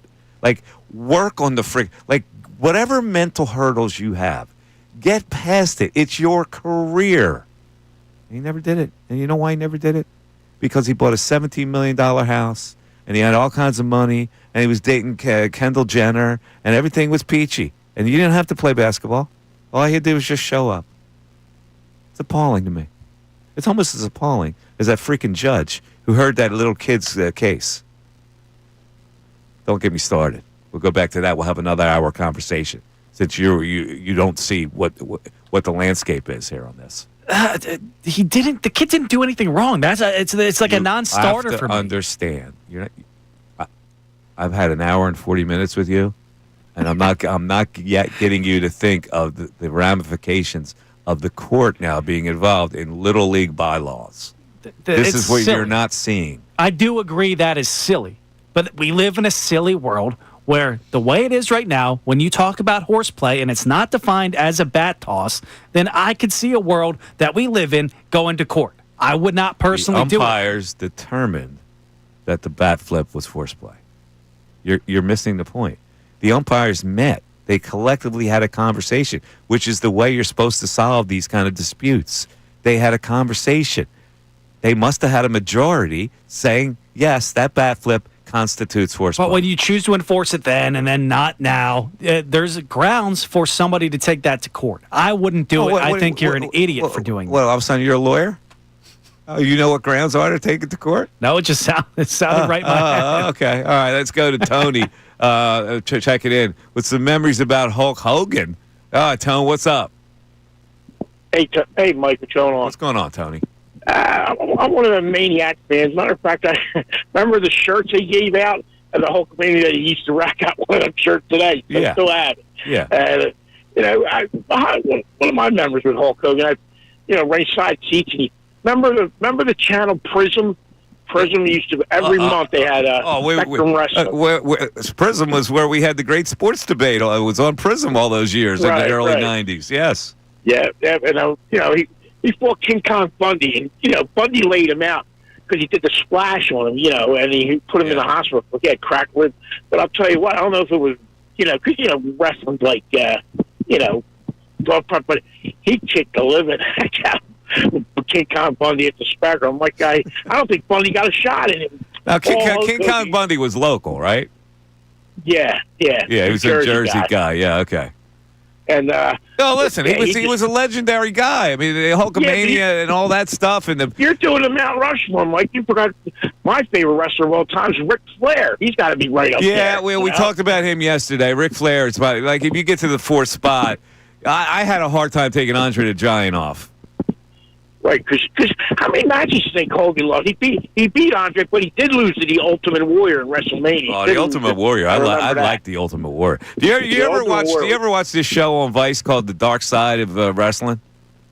Nah. Oh, you gotta watch this. It's fantastic. Every one of these wrestlers who get out of wrestling, they become a train wreck during their career. Everyone is a train wreck. It's unbelievable. Wow. Okay. I'm going to close the door. Okay, I'm going to look into that then. Okay. Yeah, definitely. I'm one of the big Hulkamaniac fans. He was really good, really popular, and really good. I'm a guy who was huge. A guy who was huge and all that. I mean, he did take steroids, but I don't think he should have done that. But he could have got bigger. Well, they all did. I mean, my God, they all did. I mean, McMahon encouraged it for crying out loud. All those guys did it. All right, so I had Hogan, Rock, Cena, Andre the Giant. Ric Flair is a candidate in there as well. A lot of people love The Undertaker as a guy who should be in there. Stone Cold. Stone Cold. Not Goldberg, but Stone Cold, definitely. Big Show? Yeah, not quite. So you just a knockoff Andre the Giant? Is that what he was? Yeah. Probably, pretty much. Andre the Giant was the first guy like that. It was just like, I mean, come on, man. The side he was massive. He was bigger than the ring. Like, could he do anything in the ring, or it was just No, like, he was look just- at this big guy? Yeah, no, he was mobile, but he would just throw you around like with his strength and press on you and just Yeah, I mean, because you lift see you over his head. you see the videos of him and Hulk Hogan going at it, and he makes Hulk Hogan look like an ant. Yeah, nobody really could beat Andre the Giant when you think about it. He just sits on you. unless it was predetermined. He could kill you. Hogan beat Andre the Giant. Oh, really? He beat him, or did McMahon say, "Hey, you're going down tonight, Hulk? You're the new guy." When did wrestling take the turn for like getting popular? Was it always a niche thing, or did it become? Oh no, it was always huge. Was it? Yeah, I mean the WWF started with WWF and then went to WWE. And there were all these knockoffs. Ted Turner came in and tried to do his own thing, and he poached guys from the WWE. Yeah, it was very competitive. It was fun. Yeah, I mean, because when I was it was around, a fun era. it was always popular when I was a kid. I didn't know if back in the day you were like frowned upon by like snotty nose saying, "Oh, you watch wrestling." Well, I remember watching it as a kid, where it wasn't like they didn't take it up to the starstruck thing that McMahon took it. But man, I would watch it every Saturday. They would produce it in a studio in Philly, actually. Oh, yeah? A lot of the shows, yeah. That's funny. Yeah, because back in the day, the main guy was Bruno Sammartino, right? So Somebody texted in about it. Yeah, all the Italian Americans. Oh, Bruno Sammartino, he's the best ever. he was number one. The guy said.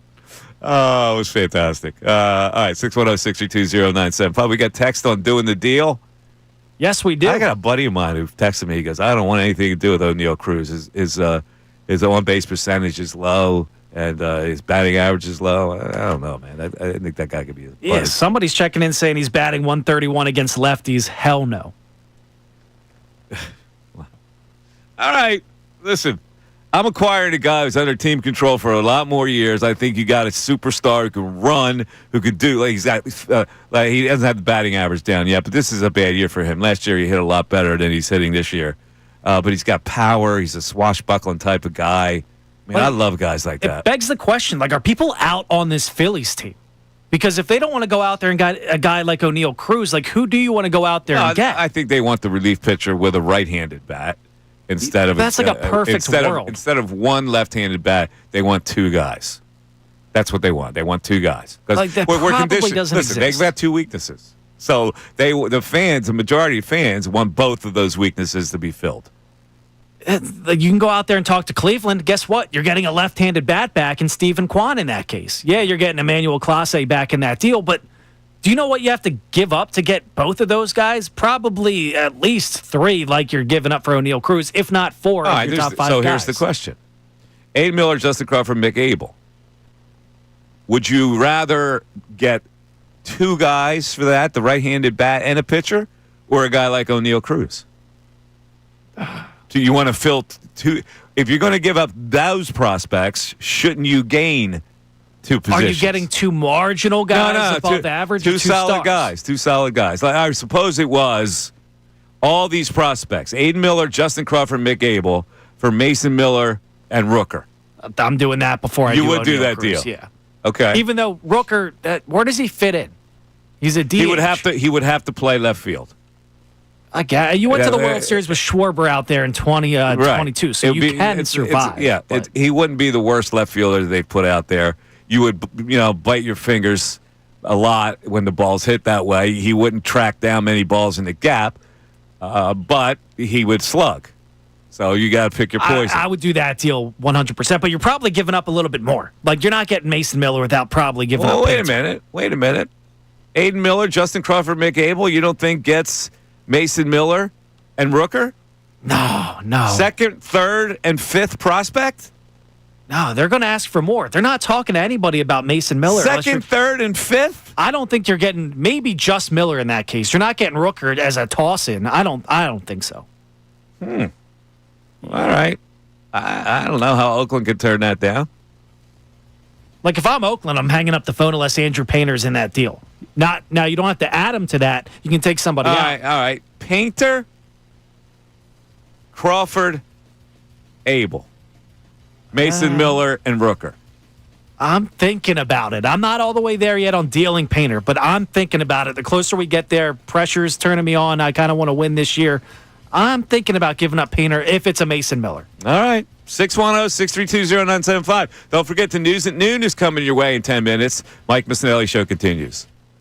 Now on 97.5 The Fanatic Sports Update.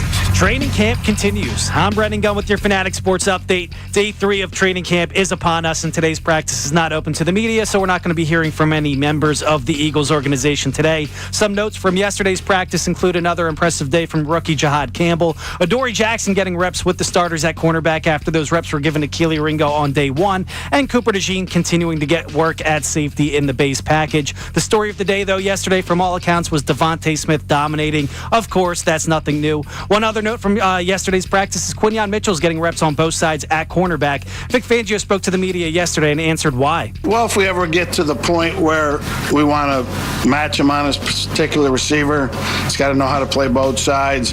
We'll figure that out on a weekly basis. The Phillies are back in action tonight on the road against the New York Yankees. Taijuan Walker's on the mound. First pitch is tonight at 7:05. It's an Apple TV game. Heads up for that one.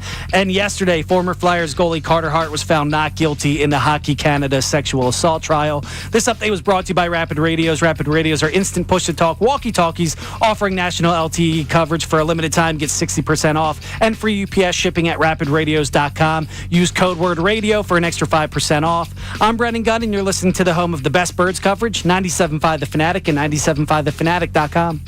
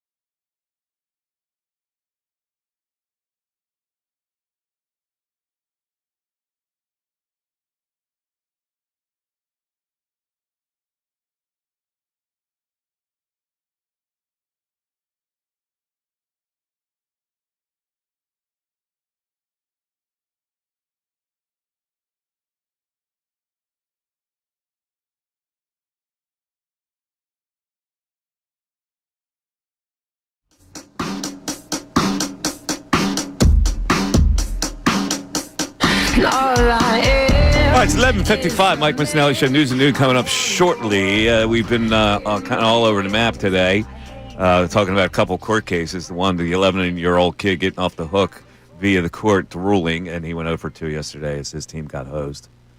10-0. They got 10 runs. Oof. Also, Carter Hart, now available. Not guilty, but he will face some kind of suspension from the NHL. I don't think there's any question about that. The question is, would you take another chance on him after this court proceeding has gone through the court proceeding? He has been deemed not guilty. So can you justify bringing him back? At one point, he was a budding superstar here. Also, the Eagles practice report. We talked on Hulk Hogan, Ben Simmons. And a little by at the 12 o'clock hour, we're going to talk about this stadium issue where there is some support for maybe a domed Lincoln Financial Field and what that would do for the city. Well, I am so ambivalent on that. We'll get into it in a little bit, but to me, that stadium, the outdoorness of it, the late season outdoorness of it is such an advantage for the Philadelphia Eagles that I don't really care that much about having a Final Four or the Super Bowl here. But other people that are invested with their money obviously would care about that. Right, Brendan? You want this stadium? Hell no. You don't want a dome? No. I mean, I would like all the things that come with the dome. Final Four, Super Bowl. But I'm not willing to give that up. Can you imagine Saquon Barkley running down that game in the Rams, banging his helmet like a maniac, and there's no snow on the ground? No. That takes away a whole moment in time. You cannot take that away. Football in the Northeast is meant to be played in the elements. You take that away, it's stupid. You know what? If Jeffrey Lurie wants it, he's probably going to get it. Oh, I've already accepted the fact we're getting it. This is like the second or third time they sent out a survey asking about a dome. What do you think the survey is saying? Like we're doing our own survey here, but what is the legitimate survey? Is it 50-50? Do we have any kind of read on whether people want it or not?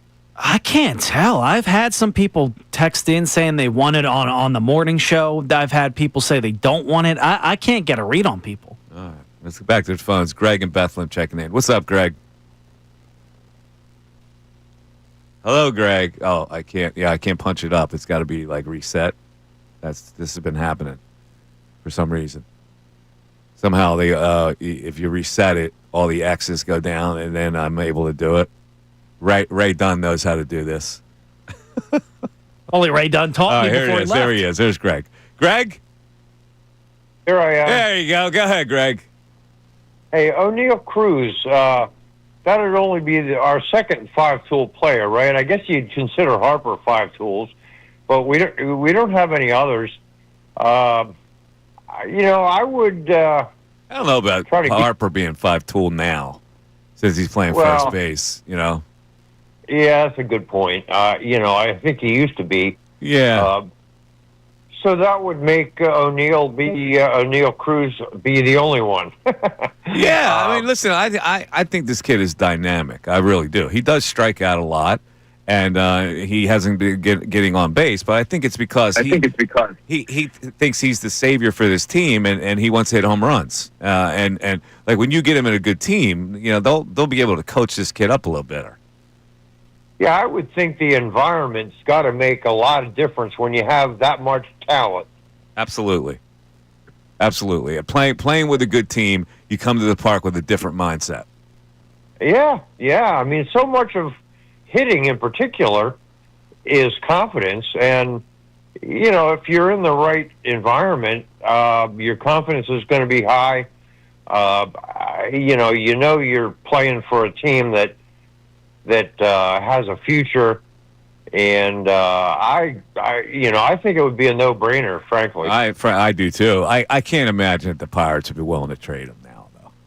Yeah, there's going to be a time where they're going to trade him, but not now. They don't have to now. Yeah, I don't know what their timeline is as far as their finances go. Well, he doesn't make any money, and he's under that rookie contract. So they've got like a few more years to play with him before they have to get rid of him.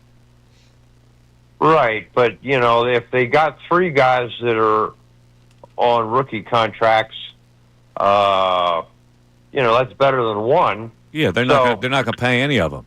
So all they do is wait till the end of that rookie contract and then move them. Well, exactly. So why not re-up their cheapness by making this trade? And, it just gives them another mortgage on their on their salary. But the problem is, like he does bring people to the seats. He's an exciting player. Like the Pirates already have a problem with people coming to see them because of their lousy record. He does bring some seats into the ballpark. It's 12 o'clock noon. It is the Mike Missanelli Show. You're listening to WPEN. WPEN HD1 Burlington, Philadelphia, BZ Media Group station, broadcasting live from the Comcast Business Studio, powering possibilities. 12 o'clock noon means it is time for the News at Noon. There's a whole lot going on in this world. It's time to catch up. Here's the News at Noon. 97.5 The Fanatic and 97.5thefanatic.com. The News at Noon. Ray Dunn not here. Brendan Gunn is producing the show today. And so this is his selection for 3 items on the News at Noon. And you're going to start with LeBron James today? Yes, we're living in the world of AI. And no, we're not talking about practice. And no, we're not talking about Allen Iverson. We're talking about artificial intelligence, and it has crossed over into the world of sports, in particular, LeBron James. LeBron James has reportedly sent out a cease and desist offer for a bizarre AI video depicting him as a pregnant man. The move comes after AI-generated videos of the NBA star in a degrading and bizarre fashion has racked up millions of views online. Jason Stacks, the founder of the AI generation platform FlickUp, has confirmed that he has received a letter from James's attorney a couple of weeks ago. If you have not seen the video, it's LeBron James in a hospital on the hospital bed, giving birth to a baby James Harden, as Steph Curry, his alleged wife, I guess in that situation, husband or whatnot, says, "Why is this baby coming out with a beard?" And then James Harden laughs, doing the Kawhi laugh. LeBron James didn't like it. Cease and desist sent out to the AI. Hell kind of demented guy would put that out? What is that about? What kind of a weirdo would put that out? Who thinks of that in their head? I have no idea. It's Good ridiculous. for him, man. Cease and desist. I agree. That's crossing the line. You would do that? Yeah, cease and desist. I feel like you're just opening up a snowball chance that it's just going to happen every other day now. You can't cease and desist to everybody. Why not? You can cease and desist everybody if they cross the line. This is LeBron's world, man. Everybody just lives in it. You're not lying. Speaking of crossing the line, a couple of years ago, Nikola Jokic and Marcus Morris got into it on the court, and then Nikola Jokic just pushes Marcus Morris when he's not looking. It got into a brawl.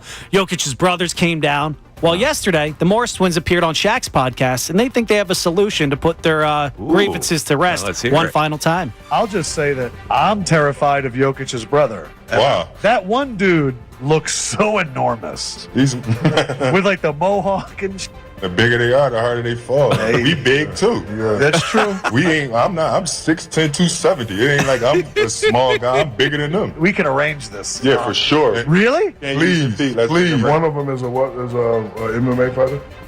Oh, so he'd have to he'd be wanting grabbing all that. Yeah, we ain't if he can't do that, we can get it on. So only boxing. Only boxing. Yeah. This could be done. We are in Vegas. Would you pay to see that? The Jokic brothers and Nikola versus the Morris twins. I actually think I would. Like one of Nicola's Jokic's brothers, an MMA guy.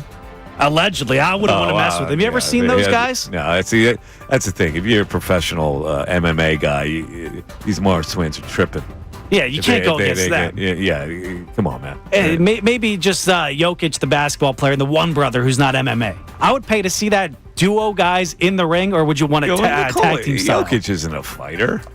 Like the Morris twins would whip on him. You think so? Yeah, he's not a fighter. His brothers are barbarians. He's not a barbarian. He's just a sometimes dirty player. He takes a beating down there. He does, but he's soft. I don't know. He's not muscular. I'm rocking with the Philly guys. I'm not going against them. I think the Morris twins would whip up on Nikola, And his other brother is not an MMA guy. I think it'd be a fair fight. I'd pay to watch it. Something I would not pay to watch anymore is Cam Newton talk. The guy keeps putting his foot in his mouth, attacking Jalen Hurts, saying he was better than Jalen Hurts. Yesterday, his latest attempt to defend himself. Take a listen. When people always say, hey, Cam, you're hating on Jalen Hurts. No, I don't need to hate on Jalen Hurts. And the common thing that we always hear of, I've heard in this past week is, Cam, you're just mad that Jalen has what you don't. And Petty Cam keeps creeping back up to the microphone, and he can say, should I go down a list of things that I have that Jalen doesn't? Not only just Jalen, a lot of other people don't have. But hear this out. And I hate that we're making a discussion point about something that he can't even speak to. Yeah. But it's so many people coming to his defense, and I respect that. But talk about the point. Don't talk about the pointer. You dig what I'm saying? What the hell's that mean? What is he? First of all, what does he have that Jalen doesn't? Exactly. Nothing. He has a Heisman. What does he have? Here's your little golf clap for a Heisman. I would like to hear. Yes, I do want to hear what you have to Jalen. Now that'd be interested in that conversation, Cam. That's what I'd be interested in. There's no question that you're jealous. Does he have the physical skills that you had? Probably not. But he's won. He's been in the Super Bowl, and he's won another Super Bowl. You didn't even get close to that. So, what are we talking about here? Maybe he could have got close if he decided to jump on a ball and put the team first. Yeah, it's total jealousy that people that put down Jalen Hurts don't rank Jalen Hurts high are just trying to make a name for themselves, and they're trying to give the impression that they see football through a better lens than everybody else. And it comes a point in time where you got to go, he's a pretty good player, and I got to give it up. Yeah, they're going to be eating their words for a long time. And that's that. That is the news at noon today, courtesy of Brendan Gunn. Good job. You've been so wrong on so many other things, but you survived this one. 610-632-0975. We got a couple of calls on the line who want to talk about O'Neal Cruz and a season ticket holder who wants to talk about Eagles season ticket prices. And after this break, we're going to talk about and dig into it. Would you really want a dome? How does it impact you that the Eagles Stadium would be a dome stadium? It's the Mike Missanelli Show back after this. The Flyers' Owen Tippett. I think the girls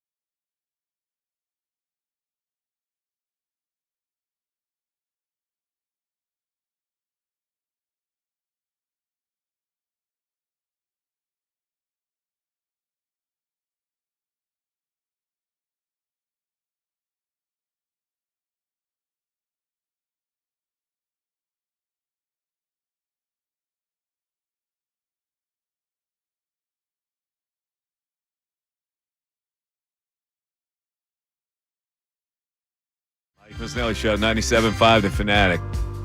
All right, so there was another death earlier this week. Ozzy Osbourne, Black Sabbath.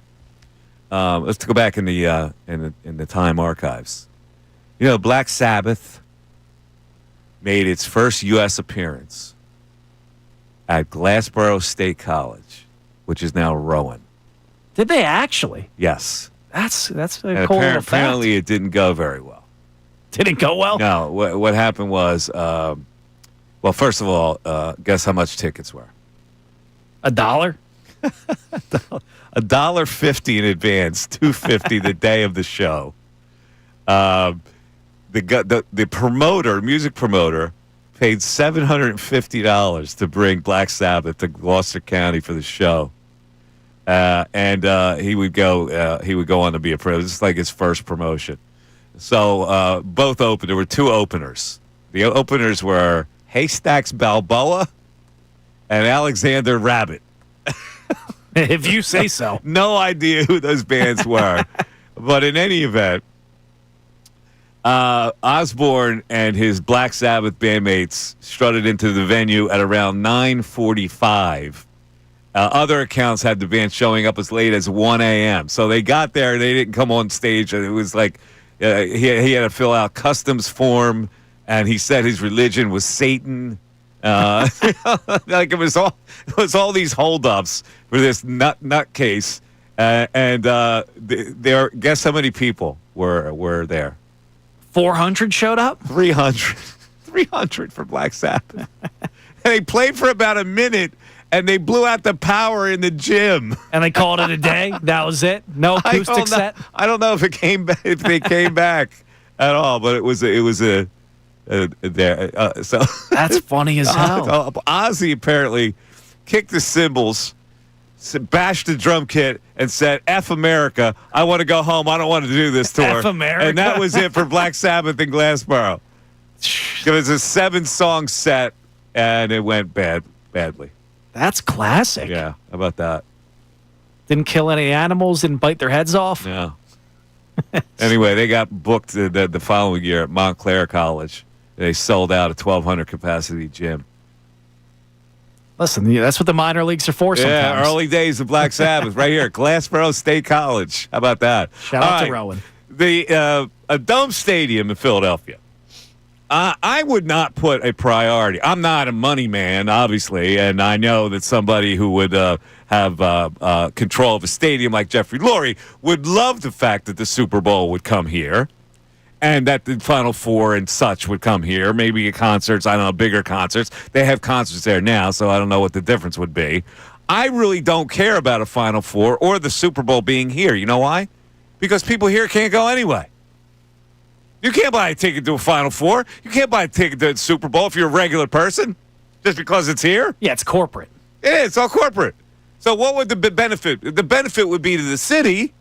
There would be all kinds of revenue coming into the city for both the Final Four and also a Super Bowl.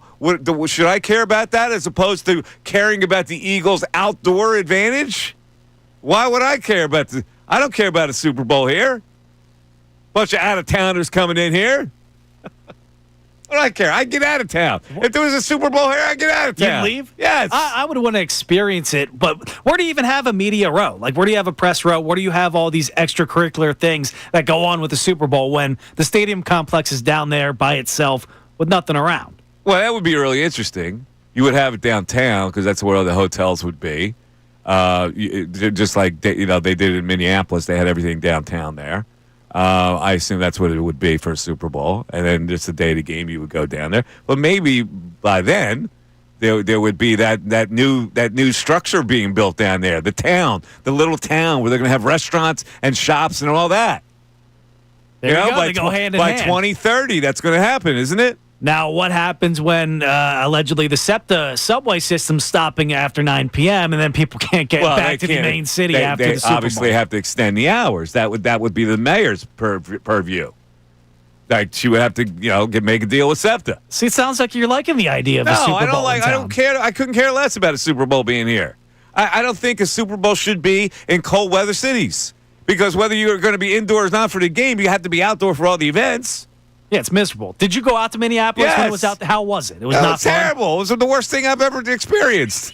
Snow was hitting me I swear to God, I couldn't avoid the snow and the way it was blowing on me. Like, it was coming down. I turned left. I go, well, maybe I should turn right. I turned right, and the snow was coming that way. I turned this way. There was snow coming in front of me. I turned backwards. It was coming. It was ridiculous. Every which way you go. I couldn't believe it. I'm going taking Ubers around, and they're young kids, Minnesota, former University of Minnesota students. I go, dude, let me ask you a question. I go, you graduated? He goes, yeah. I go, why are you still here? Like, well, I'm from Minnesota. I go, why would you, if you're from here and you know that you put up with this crap every year, with this miserable weather, why would you stay here? I don't get it. He goes, that's a good question. Like, there's nothing good in Minnesota. No, they have beautiful summers. The 3 months that they have are absolutely beautiful. 3 months. Yeah, but the rest of it is just misery. It's like living in Buffalo. Like, why would you live in Buffalo? I don't get it. That's my second favorite city. I've never been, but I love the sauce. Oh, jeez. Let's go to phones. Let's go Chris in Jenkintown. Chris, you're on 97.5 The Fanatic. Chris. Again, see, I can't pop these up. Something wrong with the system, BG. Here it is. That's reset. All right, there's Chris. Go ahead, Chris. Mikey Miss, how you doing, man? Good, man. How you doing? I'm good, man. Hey, I'm with you on this. You know, the loser father crying to the courts to let his kid play. Like, just take the suspension and teach the kid a lesson. Either that, or there should have been. Maybe there's a committee that the league can hear a grievance, and then maybe they would have relented. But to get to a court level and a judge accepts that case and renders a verdict is ridiculous. It's insane. I mean, like, you know how crazy, sports parents are in general, but like baseball parents, they cry about everything. You know, if Johnny stinks, they start a new team, and you go down the road, and it's the same thing, right? Like, that's why it's all watered down. Yeah, I get it. Like I don't know. If I was a parent in that situation, hopefully my kid wouldn't have done anything like that. Like, there's one thing you throw down a bat. There's another thing when you throw it 20 feet in the air when it's 8-0. I mean, that to me, you got to teach that kid a lesson after that. Yeah. And you're just teaching them, like, I can do whatever I want. I'm not accountable to anything. There you go. So, but I'm with you on the O'Neal Cruz stuff, and I think he's an absolute stud if he comes over here. You know, he doesn't hit for average right now, but he's got 4 out of the 5 tools at an elite level, and I'd be willing to dump all 6 of those prospects to do something like O'Neal Cruz and then try to go get that Mason Miller, Brent Rooker thing, whatever. Yeah, well, if you make this deal, it's the only problem is if you make this deal, you're not getting Mason Miller because your prospects are gone. Sure, I get you. I'm point being, like, how many of those prospects are going to be actual dudes in the major leagues? Right? Yeah, we don't know because the prospects they've traded away before really haven't done anything. So. Sure. I like Crawford a lot. I think he's going to be a player. I don't know about Aiden Miller because he's struggling right now. Yeah, and that's who was the kid? I mean, every year there's guys that were supposed to be the number 1 prospect, and then they don't pan out, or a million different things happen. So I'm on board for emptying the entire farm system, especially with how they've been developing these guys and drafting. They've been doing a great job with that. All right, Chris, I appreciate the call. Thank you. All right, so BG. If the kid, I will allow for this. If the score was 1-1 and that kid hit a home run, I would allow for extra excitement. In a big game, he comes up in a clutch moment. Yeah, wins the game. If that's a game-winning home run, I could see the enthusiasm. But doesn't it have to be strict? 8-0, the kid's a punk. Isn't it a lot? Is there gray area to this? That's why the umpires huddled. Now, in a situation where they huddle after the kid has a game-winning homer, then maybe they would reason, you know what, we'll have to, there's a little leeway. Let me ask you this. Yeah. What if it made it 10-0 and enforced the mercy rule? No, you don't celebrate a mercy rule. It's a walk-off. What is the matter with you? It's a walk-off. You celebrate beating a team's ass by 10? Yes. Come on, man. What's something wrong with you? 610-632-0975. Back after this. Now on 97.5 The Fanatic Sports Update.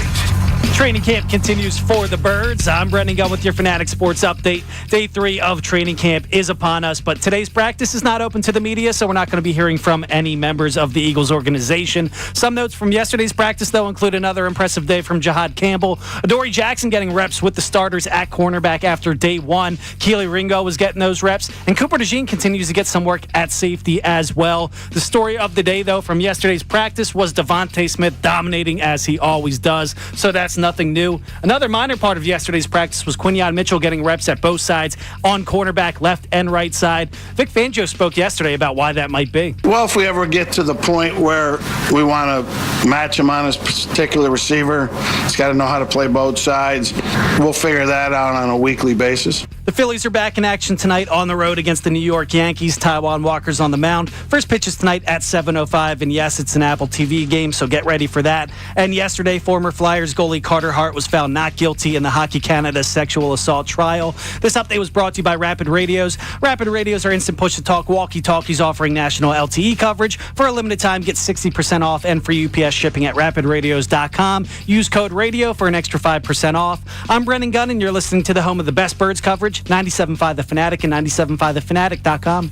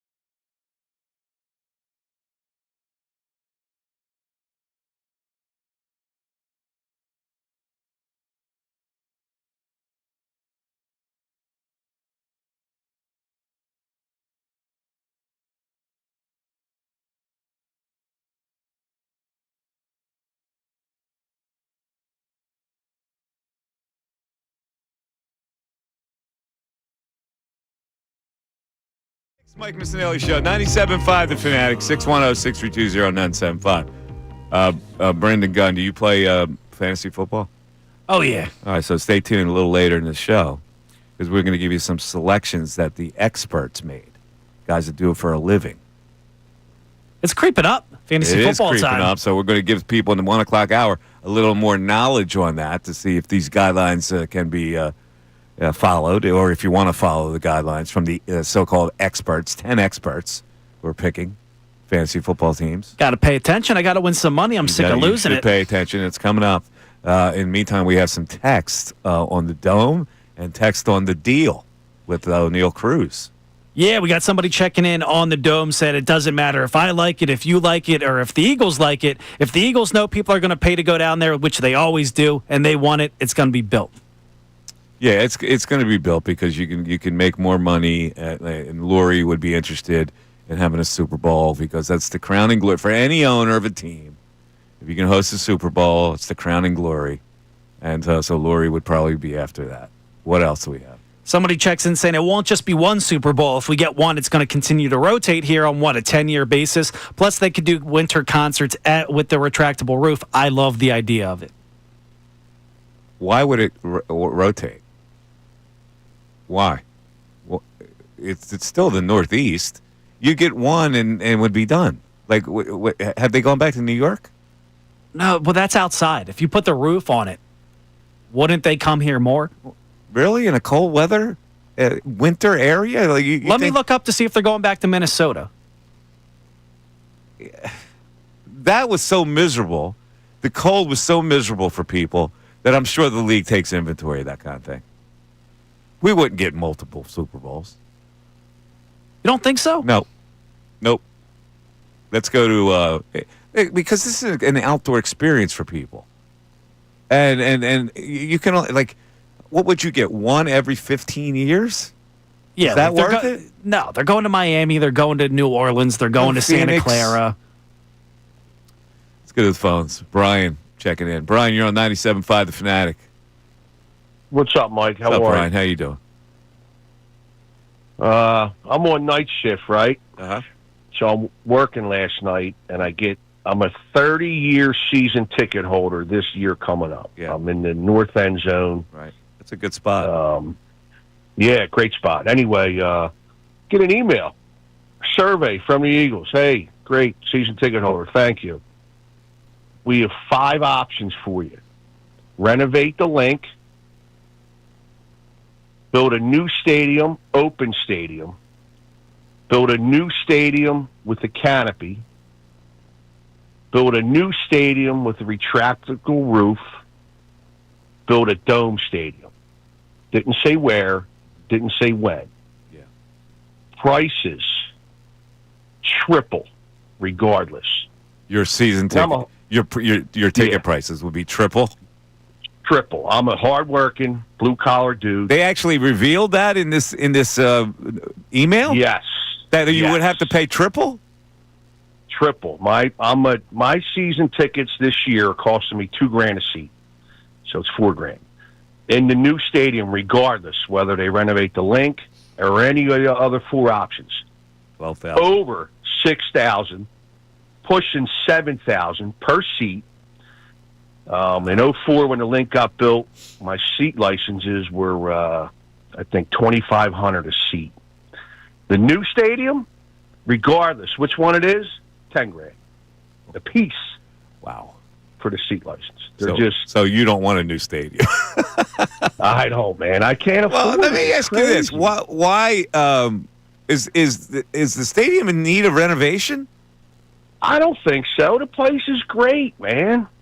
I mean, maybe some more bigger bathrooms because you know how the lines are. I mean, it's just out of control. Not when it's playoff time. It's insane. But the tailgate and the whole deal, it's great. Everything's awesome. I don't know, but you're right. It's Lurie. He wants a Super Bowl in Philly. It's his crowning glory, man. Some of the seats, I swear to God, some of the seats had a $200,000 seat license bill on them. Holy mackerel. $200,000. That's crazy. That is crazy. And it said, hey, you got any comments you want to give us? I said, yeah, you're putting the middleman right out of the building. Absolutely, they're doing that. Absolutely. Putting them right out. They don't care. They don't care about that. Corporate people don't care about the little guy. All right, man. Listen. Year 30. It's probably my last, I think. It'd be interesting to hear what the results of this survey. I wonder if they would make it public. I don't know. I tried to bring it back up to. All right. So what did you check off? Nothing. Leave it alone. Leave it alone. Don't even renovate. Don't even renovate it. Does it need renovation? I mean, the first I ever thought about it. Like a new stadium's a new stadium. You could put a retractable roof on it, which to me, the retractable roof makes the most sense of anything. Could they do that to the link? I don't really know if they could. I assume they could. If I had, that's to me the compromise. You put a retractable, but see, the link is going to get old eventually. Yeah, and the retractable roof, it's as good as a dome because you don't have control over it. It's not up to the teams. It's up to the NFL. If they see a forecast coming, they make the call days before the game that it has to be closed. So it's, in fact, a dome at that point. Where would you build a new stadium? Like, you don't realize how long that might take? You have to build a new stadium and knock that down or build it on the same site? Like, yeah, where could it go? Like Jetro? I have no idea where they would build a new stadium. Like, it would have to be at Jetro somewhere if you're keeping it at the stadium complex, because I don't know where else you would put it. But he's talking about, that's upwards of almost $1,000 per game. I can't believe in the email they told you how much it was going to cost you. Triple. Like, normally they would, on the slide say, do you want this, or that, without putting the cost in there, Yeah, that's like $600 a ticket, if not more. Wow. For what? Yeah, the little guy's out. Mark in Pittsburgh. Mark checking in, going to give some O'Neal Cruz information. Mark, what do you got? Hey, what I want to tell you guys is, when you look at O'Neal Cruz and you look at the numbers, he seems like, he's obviously got talent and could be a real good player if he puts it together one day. But we absolutely do not want anything to do with O'Neal Cruz. And I'll tell you why. He basically, in the last 3 weeks, this is what he's done. He's forgotten how many outs there were, so he had to get pulled out of the game by his manager. He didn't run out a double play, of which Brian Reynolds, the left fielder, chewed him out. And if you just go to YouTube and you pull up O'Neal Cruz botched play in center field, you will see one of the worst efforts you'll ever see in your life on a ball that gets by him, and he doesn't even move to go after it. He is just not a good baseball player, period. Yeah, Mark, let me give you the counter to that. He's playing with that franchise. He's a talented player playing with a franchise that can, from day to day, don't win. Now, that's not an excuse for not hustling, but don't you think if he played with a contending team that has a leadership group of veteran guys, that he would get away with that kind of stuff? That he wouldn't be a different player? No, to be honest, I just don't think he has it. I don't think he loves baseball. I don't think he is motivated. He strikes out a ton. He's just basically going for a big bomb or it's a strikeout. He really, and he can't play the field at all. So, we get worse in center field. It's just another left-handed power bat that strikes out all the time. How are we getting any better? He's a dynamic player. When he puts it together, could be a superstar in this league. And you know it. Now forget about the loafing part. The loafing part is problematic, but I go, that's because he's playing with the Pirates. You can get beaten down playing with the Pirates. Well, but isn't that kind of easy to say? It's not easy to say. When you open a season, you have no chance to win. Your management's not going to win. That they're going to pedal every guy who gets good. They're going to pedal away. What interest would you have? What investment are you going to make in that team you're playing for? If you're a star player, you want to get out of there. You want to get out of there. Everybody who's a good player wants to get out of there. Well, maybe you could actually be one of the best players in baseball and make an all-star game legitimately instead of for a fluff piece home run derby. I get it. I know. I'm sure he frustrates Pittsburgh Pirates fans. But my answer to that is the Pittsburgh Pirates frustrate Pittsburgh Pirates fans. They're never, ever going to win. That city shouldn't even have a baseball team at this point. Now, that punishes fans who show up decently for that team, but that management does not make any investment to win at all, to spend to win. So if I'm a ball player and I play for that franchise, I go, is this fun? It's like Scotty Scheffler. Is this fulfilling? 610-632-0975. Back after this. Now, a Birds Insider update on 97.5 The Fanatic and 97.5thefanatic.com. Day 3 of training camp is here. I'm Brendan Gunn with your Fanatic Birds Insiders update. Yes, another day of training camp is officially here, but today it's not open to the media and they're just doing a walkthrough, so we will not be hearing from anybody. But we did hear from some players yesterday, including Landon Dickerson. Dickerson echoed a similar message to the rest of his teammates as so far as camp's been open so far. Take a listen to what he had to say. Every team has a one-year expiration. 2024 Philadelphia Eagles were a great team. That team no longer exists, right? It's in the history books. There's guys still here, but that team is no longer together. It's 2025 Philadelphia Eagles. Right now, we have accomplished nothing. We are 0-0, and we're here to work. They're here to work, and Jordan Davis showed up ready to work this year as well. We heard from him yesterday, and he showed up to camp with the brand new look, down 26 pounds, in the best shape of his career. It turns out that conditioning is for a purpose, Davis says. It's been communicated for me since the end of last year that they wanted me to play more stats, especially with Milton gone. But at the end of the day, we got to work with what we have. And, I don't want to be a guy that's just sitting on the shelf for third downs and on the shelf for second and long. So I just want to go out there and provide and play. Maybe he does become that 3-down defensive tackle this year. We will see. We'll continue to keep you updated on all things training camp right here on your home for the best Birds coverage. 97.5 The Fanatic and 97.5thefanatic.com.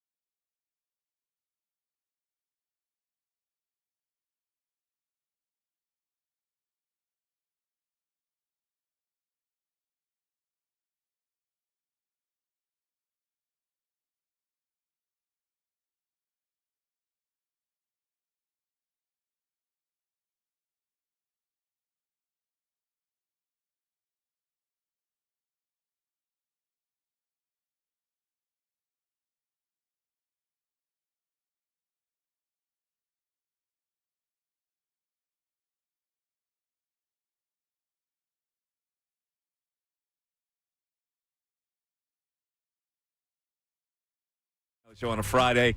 Excessive heat warning out there today. We're going to go through this heat stuff again. It's going to rain a little bit tomorrow. It's supposed to rain on Sunday. I'm Mr. Weatherman. Have you follow the weather? I do, more so than Ray, who doesn't follow it at all. No. Well, I how usually is it coming don't in? follow it, but for some reason, when you get to the weekend and you got things playing like golf and such and baseball game, then you have to look at it. Was it heating up when you came in this morning? Yeah, no? it's going to start to get thick. Oh, it's going to be I disgusting. just got a message on my phone, excessive heat warning. Like, when I came in here, it was, dark, so it wasn't too bad, but I'm not looking forward to getting out here at 2. Come on. You got no worries in the world. It's hot, You're man. Look young at my kid, skin, wait a man. minute. I'm rocking the Italian shirt, but I'm as Irish as it gets. Well, you use sunscreen? You sunscreen it or no? You don't, do you? No, you're the guy that got burned up last year, right? Yeah. I don't like the way it feels. You don't like the way what feels? It's oily and Sunscreen? gross. Yeah, it's disgusting. You have to get the sunscreens that doesn't feel oily. They don't exist. Yes, they do. They do not exist. Yeah, there's this. I have this stuff that's like totally invisible and disappears. But you feel sticky. It's not wet at all. You feel oily, gross, shiny. Like the second I get it, I go right in the ocean because I don't like the way it feels. You're such a weirdo, man. Tonight, the Phillies and the Yankees. Uh-oh. What happened? Guess what the line on this game is? 1.5? Well, that's always the line, 1.5. Yeah. But the money line. Okay, money line. Phils are probably, what, minus 210? I mean, Yankees are minus 210. Really? You think the Yankees would be favored by that much? Taiwan Walker on the mound? He stinks. With Will Warren pitching for them? All right. No, it's only minus 160, and I think that's high. I just have no faith in Taiwan Walker. Well, I think what the odds makers are figuring is that Taiwan Walker won't, hope they'll give him 4, and then they have to use the bullpen to get through the rest of the game, and that will be their downfall. Exactly. It should be. Minus 160. The Phillies are plus 135. I don't know, man. I mean, all the old-timers are getting off easy tonight with the Apple TV. They don't have to watch that disaster. Will Warren, I mean, come on. Will Warren versus Taiwan Walker. It's a bad game. His home ERA is 3.00, though. Will Warren. I don't even know who he is. They're probably going to lose tonight. Who's Will Warren? Never heard of him. Am I supposed to have heard of him? I don't believe so. 6-5 with a 4.91 ERA. It's not terrible. Got some strikeouts, though. 117. But his whip is 1.44. That's up there. He stinks. Yeah, it's going to be a bad baseball game. I might have to play the Phillies tonight. Oh, plus 135. I get a little bargain. There you go. All right. We got a lot of texts. Texts on the Cruz trade, texts on the stadium, and still a bunch of those Little League texts that we talked about a little earlier in the show. Actually, we talked about it for the last 2 days. And, a topic like that gets a lot of engagement because people can relate to it. Everybody gets a in Little side. League. You've been a coach in Little League. You've been, you raise kids. It's different these days. There's the bat flip phenomenon that goes on. All that stuff. It's engaging. What else you got on the text board? Yeah, we got somebody checking in on the Cruz trade. He said, Cruz may be our Saquon Barkley to the Phillies to a lesser extent. Great talent wasted on a horrible squad who may turn into a piece that gets the World Series title you want here in Philadelphia. I don't hate that comparison. Okay. All right. That's fair.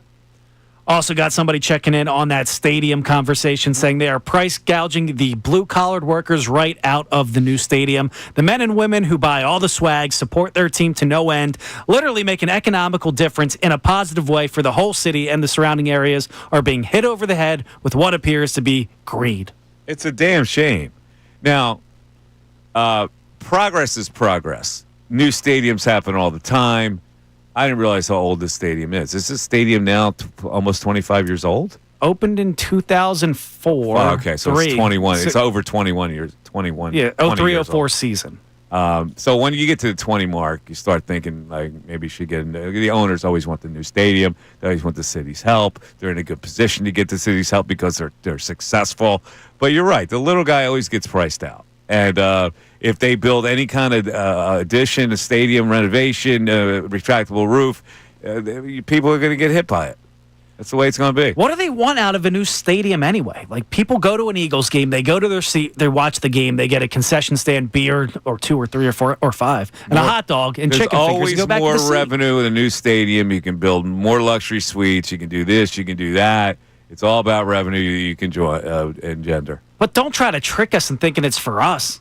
It's a 100% for Jeffrey Lurie and the organization. It is. It's funny. But a new stadium with a retractable roof. Just think about that for a second. You'd be able to generate all kinds of revenue. You'd have all kinds of events here. You would have all these monster concerts that you could have here. You could have Live Aid again. For crying out loud. That was good in 05. Have you seen a documentary on Live Aid? The original one? Or? Yeah, the original. Nah, I have not. It was good. Yeah, it's still going on. The 3rd episode is coming up Sunday. Oh, it's going on now. It's going on now. Yeah. What's it on? It's on CNN. Got to check it out. Yeah, you should check it out. What else though on the Little League? Little League. Let's get there was a good one in here. Let me find it. Somebody checks in. I guess the next time the guy hits a home run, he should moon the other team and flip them the double bird because that's what Gunn and Dunn want. Bunch of morons. There you go. Yeah, all you young punks out there, you Ray Dunn, BG, all you young punks out there, do anything you want. It's a different day. Stop being an old fuddy-duddy. Let them celebrate. Good, and they never learn anything about anything. At age 11, you're allowed to just go to court. Go flip a bat. Your father will go to court. You'll win the case, and you can do anything you want. And you go, nah, nah, nah, nah, nah. Something wrong with this society. Mike Missanelli Show continues. Now on 97.5 The Fanatic Sports Update. Na-na-na-na-na. The Birds training camp continues today. I'm Brennan Gunn with your Fanatic Sports Update. Yes, day 3 of training camp is here, but today's practice is not open to the media, so you're not going to be hearing any press conferences today from any members of the Eagles organization. Some notes from yesterday's practice include another impressive day from rookie Jahad Campbell, Adoree Jackson getting reps with the starters at cornerback after those reps were given to Keely Ringo on day 1, and Cooper DeJean continues to get work at safety in the base package for the Birds defense. The story of the day yesterday, though, was Devontae Smith dominating, but that's nothing new. On another note from yesterday's practice, Quinyon Mitchell got reps at both sides at cornerback. Vic Fangio spoke to the media yesterday and answered why that is. Well, if we ever get to the point where we want to match him on his particular receiver, he's got to know how to play both sides. We'll figure that out on a weekly basis. After a day off yesterday, the Phils are back in action tonight on the road against the Yankees. Taijuan Walker's on the mound. First pitch is tonight at 7:05. It's an Apple TV game, so get ready for that. And yesterday, former Flyer goalie Carter Hart was found not guilty in the Hockey Canada sexual assault trial. This update was brought to you by Rapid Radios. Rapid Radios are instant push-to-talk walkie-talkies offering national LTE coverage for a limited time. Get 60% off and free UPS shipping at rapidradios.com. Use code RADIO for an extra 5% off. I'm Brendan Gunn, and you're listening to the home of the best Birds coverage. 97.5 The Fanatic and 97.5thefanatic.com.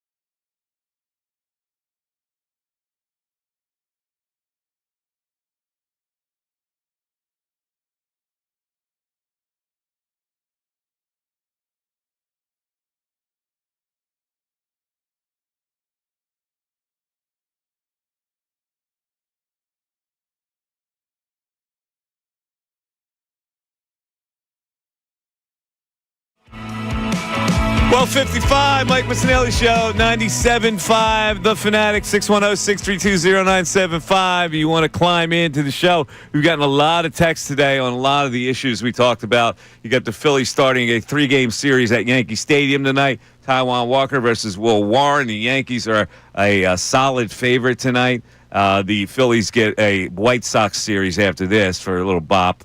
They should clean up there before the big home series against the Detroit Tigers. Right now, the standings have the Brewers with the number 1 seed. Man, how about that team? They've won 9 of their last 10. Who had the Brewers as a threat to be the number 1 seed? Nobody. Nobody's even talking about them. They're number 1. The Dodgers are number 2. And then it goes Mets, Cubs, Phillies, Padres, which means the Phillies right now are in a series at the Chicago Cubs, a 3-game series in the first round. And if they survive that, they would have to play the number 1 seed, which is winning, which is in Wake.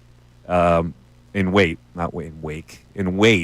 You're really scared about a 3-game series, though, with this team. 3-game series can go, they're dangerous. They're really dangerous, especially when you play in the other team's park.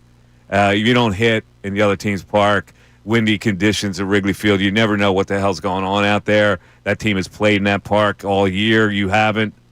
That's going to be a tough series for the Phillies. The Cubs rake. I think it would be tough. I can rest my head on the fact you got Zach Wheeler and Christopher Sanchez going in 2 of the 3 games. I think you're going to be fine with them. Get to a 5-game series, different story. And you might be in trouble if those 2 go and you win the game, then you're headed into the next series with Ranger and Duran. Yeah, listen, I hear you. On paper, they had the edge with the starting pitching. But the Cubs did some damage against the Phillies. And they can hit. They can absolutely hit. We're also talking about the stadium. Listen, if you're an Eagle fan, I want to actually have a conversation with you here. I didn't realize that email had gone out, and in the email it said it's going to cost you a lot more money. So just be advised when you answer back on what you prefer here. First of all, I need somebody to tell me why Lincoln Financial Field needs renovations, because I'm not that familiar with it. I think the bathroom was a good argument that caller brought up. The bathrooms are bad there? They're terrible. Really? I mean, they're just small, so you wait in line forever unless you go in the middle of the game. It is a weird stadium. It's a weird configuration to get around. Yeah, like you accidentally go up the wrong side and you're like, I got to go back down. It's very strange. I don't understand why they built it that way, but it seems to me to be still fairly new. No? It's not in bad shape. It doesn't come off like an old stadium, does it? It's just brick and mortar, really. I mean, that's fine. What more do you need out of a football stadium? You go in, you get your beverage, you go to your seat, you watch the game, you go to the bathroom. Luxury. You want some lounges, but it's want some suites. It's not like baseball where you're walking around. Like Citizens Bank Park is awesome. You don't need that at a football stadium, do you? You're tuned into the game. You are, but you get some halftime. You want to roam a little bit halftime. You want to have a nice stadium. You want to have the luxurious stadium. I'll tell you what I would like. Bigger corridors out there because it gets jam-packed in there. Like when everyone's trying to get to their seat in the beginning of the game, you can't move. I would like a bigger area there, but... Yeah. See, I haven't done much of the regular fan seat. Fortunately, I've got some sweet access. I like to be tucked in comfort. You know what I'm nice saying? And warm? Yeah. So you like a dome?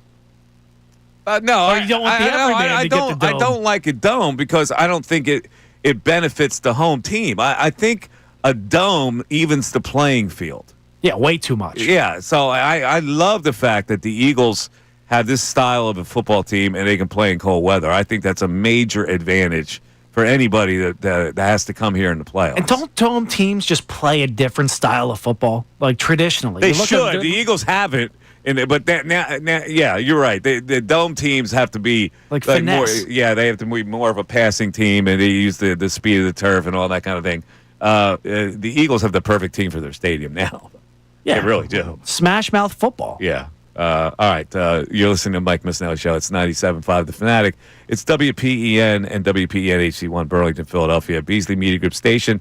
Broadcasting live from the Comcast Business Studios. Powering possibilities. We'll go back to the text board in a little bit. But right now, little fantasy football. Brandon Gunn, you going to pay attention to this? I am trying to win some money this year. Okay. The ESPN put they have 10 experts.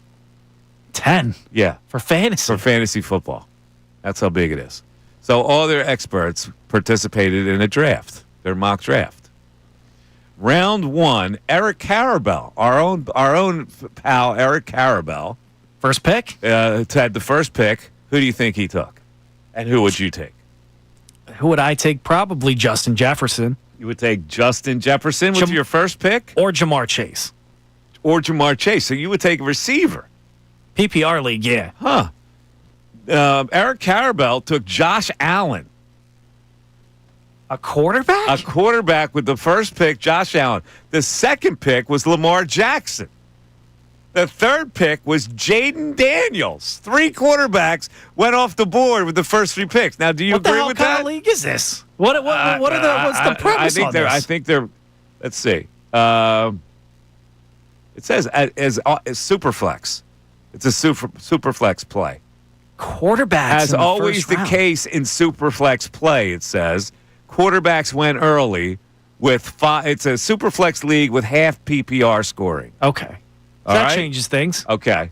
5 selected in the first round. So the first 3, Josh Allen, Lamar Jackson, Jaden Daniels. The 4th pick, Jamar Chase.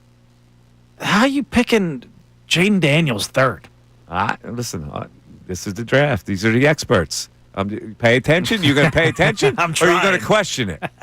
All right, number 5, the 5th pick in the draft. Who was it? That has to be Jalen Hurts. Correct. Yes. Jalen Hurts was 5th. Who was 6th? Mahomes? Joe Burrow. Joe Burrow before Mahomes. Number 7. Where, Dak Prescott? Bijan Robinson. Okay, first running back. Number 8, Jahmyr Gibbs. Number 9, Justin Jefferson. Number 10. Saquon? Correct, Saquon. So, Patrick Mahomes has not been selected yet. That's insanity to me. Really? Well, I'll tell you, these are the experts. They're saying he's going to have a down year. His numbers aren't going to be the same. I mean, he doesn't have the weapons that a Joe Burrow does, or probably Jaden Daniels let's as well. Let's go to round 2. The 11th pick in the draft is a running back rookie. Ashton Genty. Ashton Genty at 11. You like that? I got to see what he can do first. Who's going to be his quarterback out there in Vegas? Number 12, Puka Nacua. I like that. Number 13, a quarterback. Huh, what conference? AFC. AFC. Who have we not gotten yet? We got, is this Mahomes? Nope. Somebody else besides Mahomes again? Who? Justin Herbert? Bo Nix. Bo Nix, 13th pick. 14, C.D. Lamb. 15, way down from where he used to be, Christian McCaffrey. Yeah, I can't trust him. Number 16, Devon Achane. All right. Number 17 is Mahomes. Number 18, Malik Neighbors from the Giants. He could have a big year. I just don't trust Russell Wilson, Jameis, Jackson Dart. Number 19 and number 20 are quarterbacks. Who have we met? Jared Goff, is he in there? No. Jared Goff's not there. No, a multifaceted quarterback who can run and Jordan Love? No. Kyler Murray. Okay. And number 20, Baker Mayfield. I like that. You like that? Baker Mayfield has weapons. Mike Evans, Chris Godwin, what's his name from Ohio State, Mbuka. Okay. Number 3, round 3. Number 21, Amon-Ra St. Brown. Like it? That's a steal there. That's Karabell. He's getting a squad together. Karabell also had the last pick. He took Baker Mayfield. So he doubled down on the quarterback. He did. He went double quarterback, and then he went Amon-Ra St. Brown. It's not bad. Number 22, Derrick Henry. Number 23, Jonathan Taylor. Number 24, interesting, Brock Bowers. Tight end. Yes. Number 25, Nico Collins. All right, so how is A.J. Brown not off the board? Well, he's not on yet. He's not off the board yet. Number 26, Brian Thomas Jr. Down in Jacksonville, yep. Number 27, Josh Jacobs. Still viable. Number 28, Bucky Irving. That Bucks Tampa offense Bay. could be all right. Number 29, Caleb Williams. Another quarterback goes off the board. He's with Ben Johnson now. I can see him turning things around, being at least productive from a fantasy perspective. Number 30 to end round 3, Kyron Williams. Notre Damer. Yeah, there you go. Go Irish. Yeah. Na, na, na, na, na, na, na, na. All right. What happened in that big game? I don't think this is a year you'd be talking to me about college football. You think your guys are going to be good this year? I'm just saying this is not a year where you want to talk to me about college football and stick Notre Dame in my face. We're going to be top 5 too. When the team that I'm a part of, my Hart, could be the number 1 team in the nation. I did lay some future bets on the line for your squad. You bet Penn State? Yeah. You bet the Nittany Lions? Got a couple. I believe in that offense. They got both running backs back. They got their quarterback back. Now, can their head coach get out of his own way? See, after last year, they go to the Final Four, and you're still worrying about the head coach? Would you pay attention last year at all? Yeah, I mean, you guys went further than you ever did. Okay. Round 4, and this is why I'm doing round 4, because this includes an Eagle. Justin Herbert, first pick in round 4. Chase Brown. Wow, Chase Brown? Sidney Brown's brother? Yeah, the running back from Cincinnati, 32. A.J. Brown, 33rd. That's disrespectful. Now, a lot of people think including him, think he's going to have a monster year. He thinks he's the best in football. He does. He has an argument to be made there. Another wide receiver, 34. Drake London. Tyreek Hill, 35. He's got issues down there. Trey McBride, tight end, 36. James Cook, 37. He's not even. He's got issues going on up there in Buffalo. He does. Lad McConkey, wide receiver for the Los Angeles Chargers. That's a little high for him, isn't it? It depends. Possession receiver. You get out there, you get some catches, you get a half a point PPR. I could see. And then Devontae Adams and T. Higgins. Anything else notable here? Any other Eagles on this draft? Like, where's Devontae Smith coming in? Devontae Smith is in the 8th round. Goddard is. Oh my God! Even drafted? I don't see him, man. He's way down. I don't see Goddard. Yeah, I mean, so that's where fantasy differentiates itself from regular life, because Dallas Goedert's a formidable tight end to have, but when he's the 5th option on an Eagles offense, he's not really valuable fantasy-wise. Yeah, I don't see him on the board. I get Devontae Smith in the 8th round. I don't see anybody else worthy. All right. 610-632-0975. There you go. A little fantasy football help for you. The Mike Missanelli Show continues. Hi, my name is Phil E.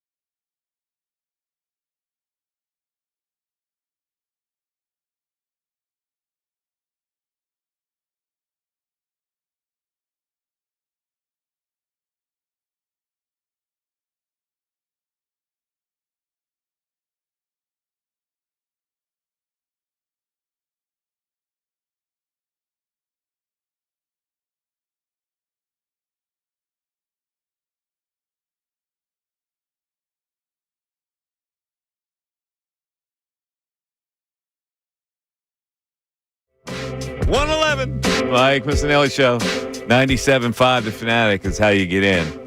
Did you see that Scotty Scheffler admitted that it was him who'd actually passed gas in the second round of the British Open? He said it was him? He admitted it? He admitted it. Have you seen it? Yeah, I've seen the video. It's funny. You saw the video. Yeah. He swings and you hear... Was that a fulfilling swing from him? I don't know how that can happen. I really don't. I've never, ever, ever, after swinging a golf club or swinging a baseball bat... Ripped ass? Really. I don't know how that can happen. I just don't get it. But anyway, at first, they didn't know who did it. They thought it was a fan. It couldn't be Scotty Scheffler. It had to be a fan. And Scotty Scheffler admitted on a podcast that it was his. Kudos to him for admitting to that, because I would never do that. I would just blame it on a fan. Apparently, Xander Schauffele showed him the video that went viral afterwards. And he said, yeah, that was me. That's funny. What did you make of the Scotty thing before the tournament last week? I thought it was weird.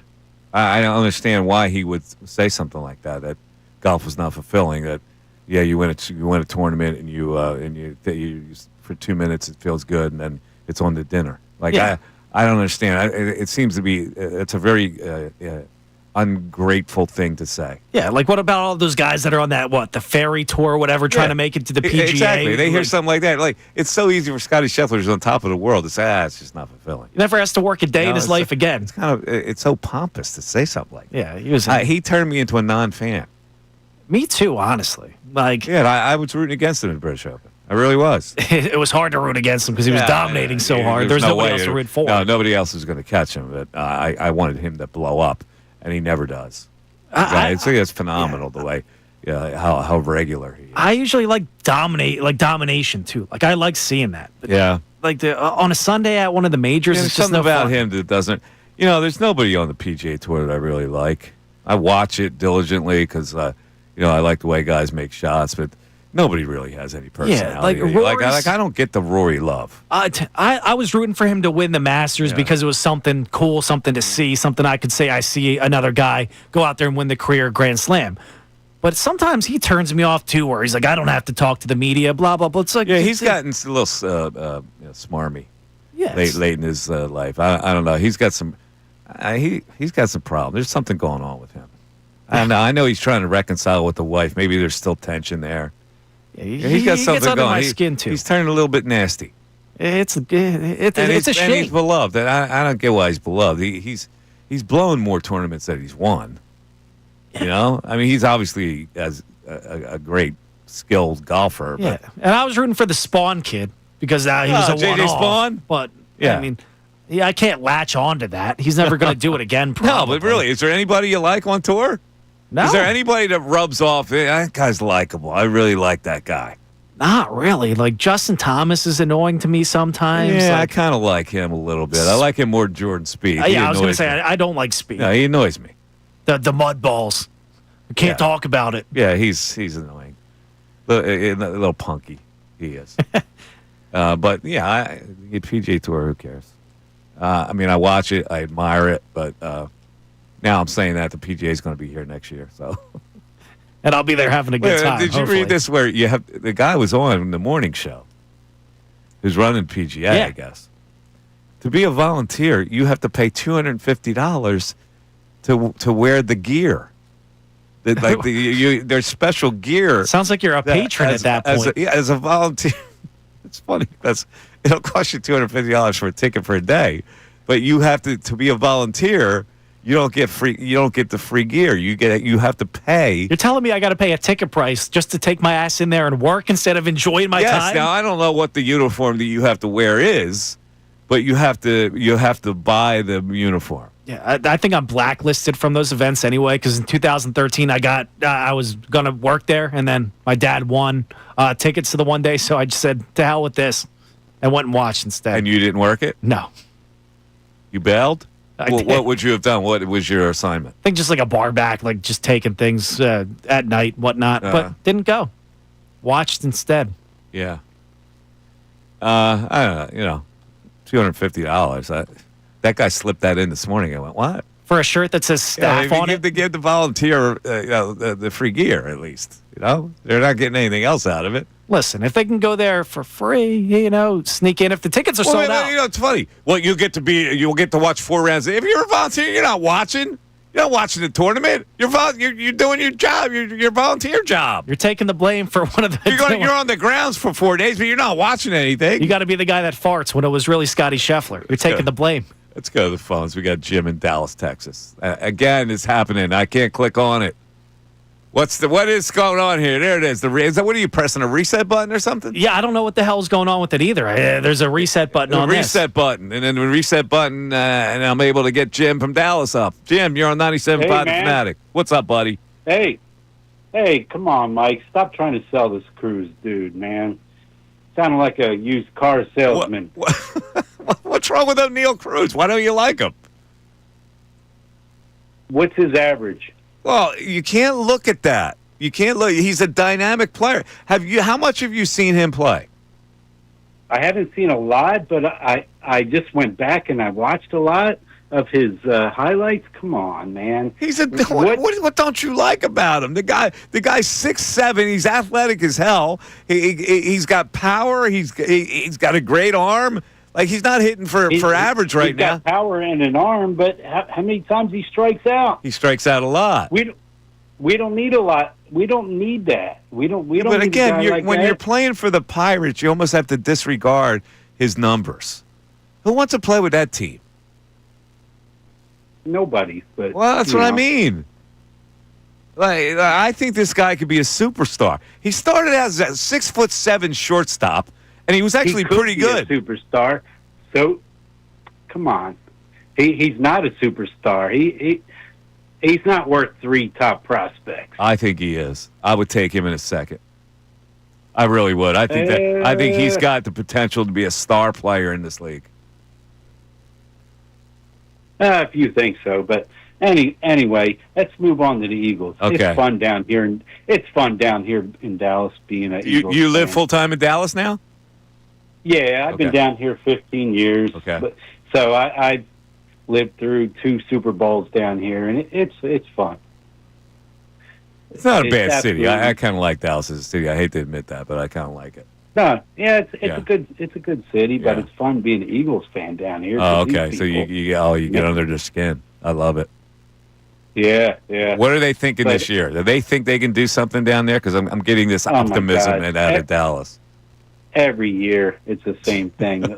We're gonna win. We're gonna win the big thing, and oh my God, it's fun working down here because everybody at work is pro Cowboys, and I walk in there with my Eagles gear on every day, and it's kind of fun. But yeah, they know they can't win.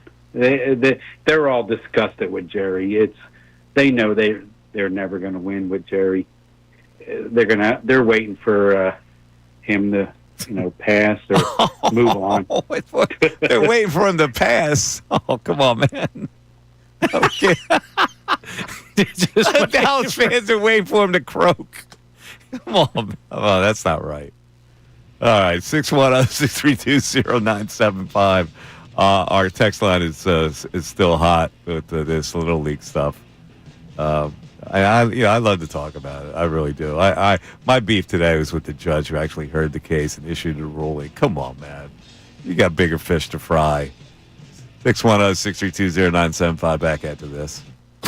Now on 97.5 The Fanatic Sports Update. Another day of training camp for the Birds. I'm Brendan Gunn with your Fanatic Sports Update. Day 3 of training camp is here and went, but today's practice was not open to the media, so we did not hear from any members of the Eagles organization today. Some notes from yesterday's practice, though, include Jahad Campbell looking impressive yet again. Adoree Jackson getting first-team reps at cornerback after those reps were given to Keely Ringo on day 1, and Cooper DeJean continuing to get work at safety in the base package. The The story from yesterday, though, was Devontae Smith dominating out there at the wide receiver position, but that's nothing new. On another note from the earlier practices at camp, Quinyon Mitchell is getting reps at both sides at cornerback. Vic Fangio spoke to the media yesterday about why that might be. Well, if we ever get to the point where we want to match him on his particular receiver, he's got to know how to play both sides.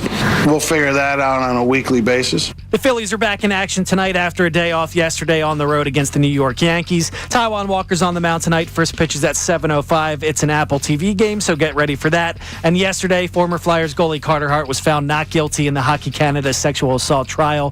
This update was brought to you by Rapid Radios. Rapid Radios are instant push-to-talk walkie-talkies offering national LTE coverage. For a limited time, get 60% off and free UPS shipping at rapidradios.com. Use code RADIO for an extra 5% off. I'm Brendan Gunn, and you're listening to the home of the best Birds coverage in Philadelphia, 97.5 The Fanatic and 97.5thefanatic.com. Texting.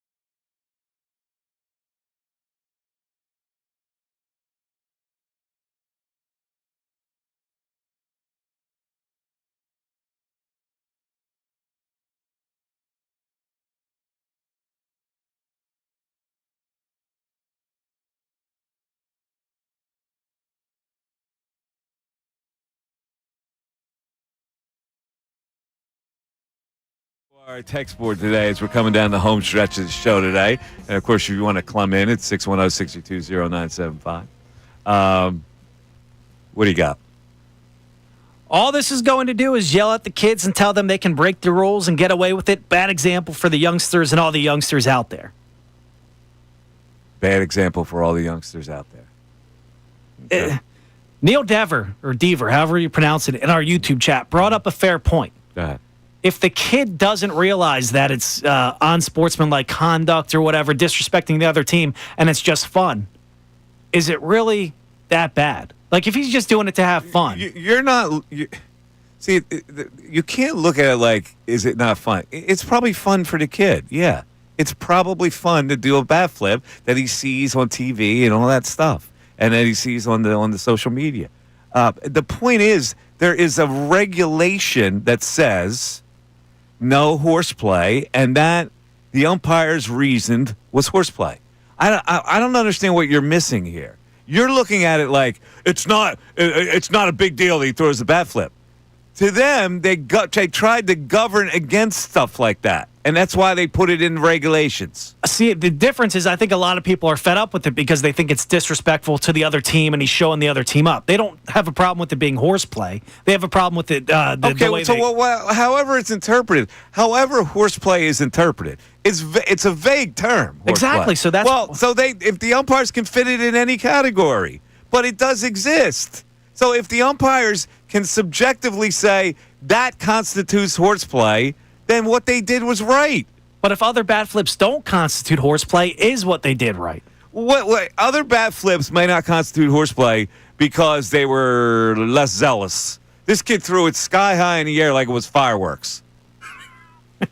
Right? Listen, they look at that and go, okay, that's out of line. Another bat flip might not be out of line. It's all subjective judgment on the umpires, but the umpires are plugged into the rule of horseplay.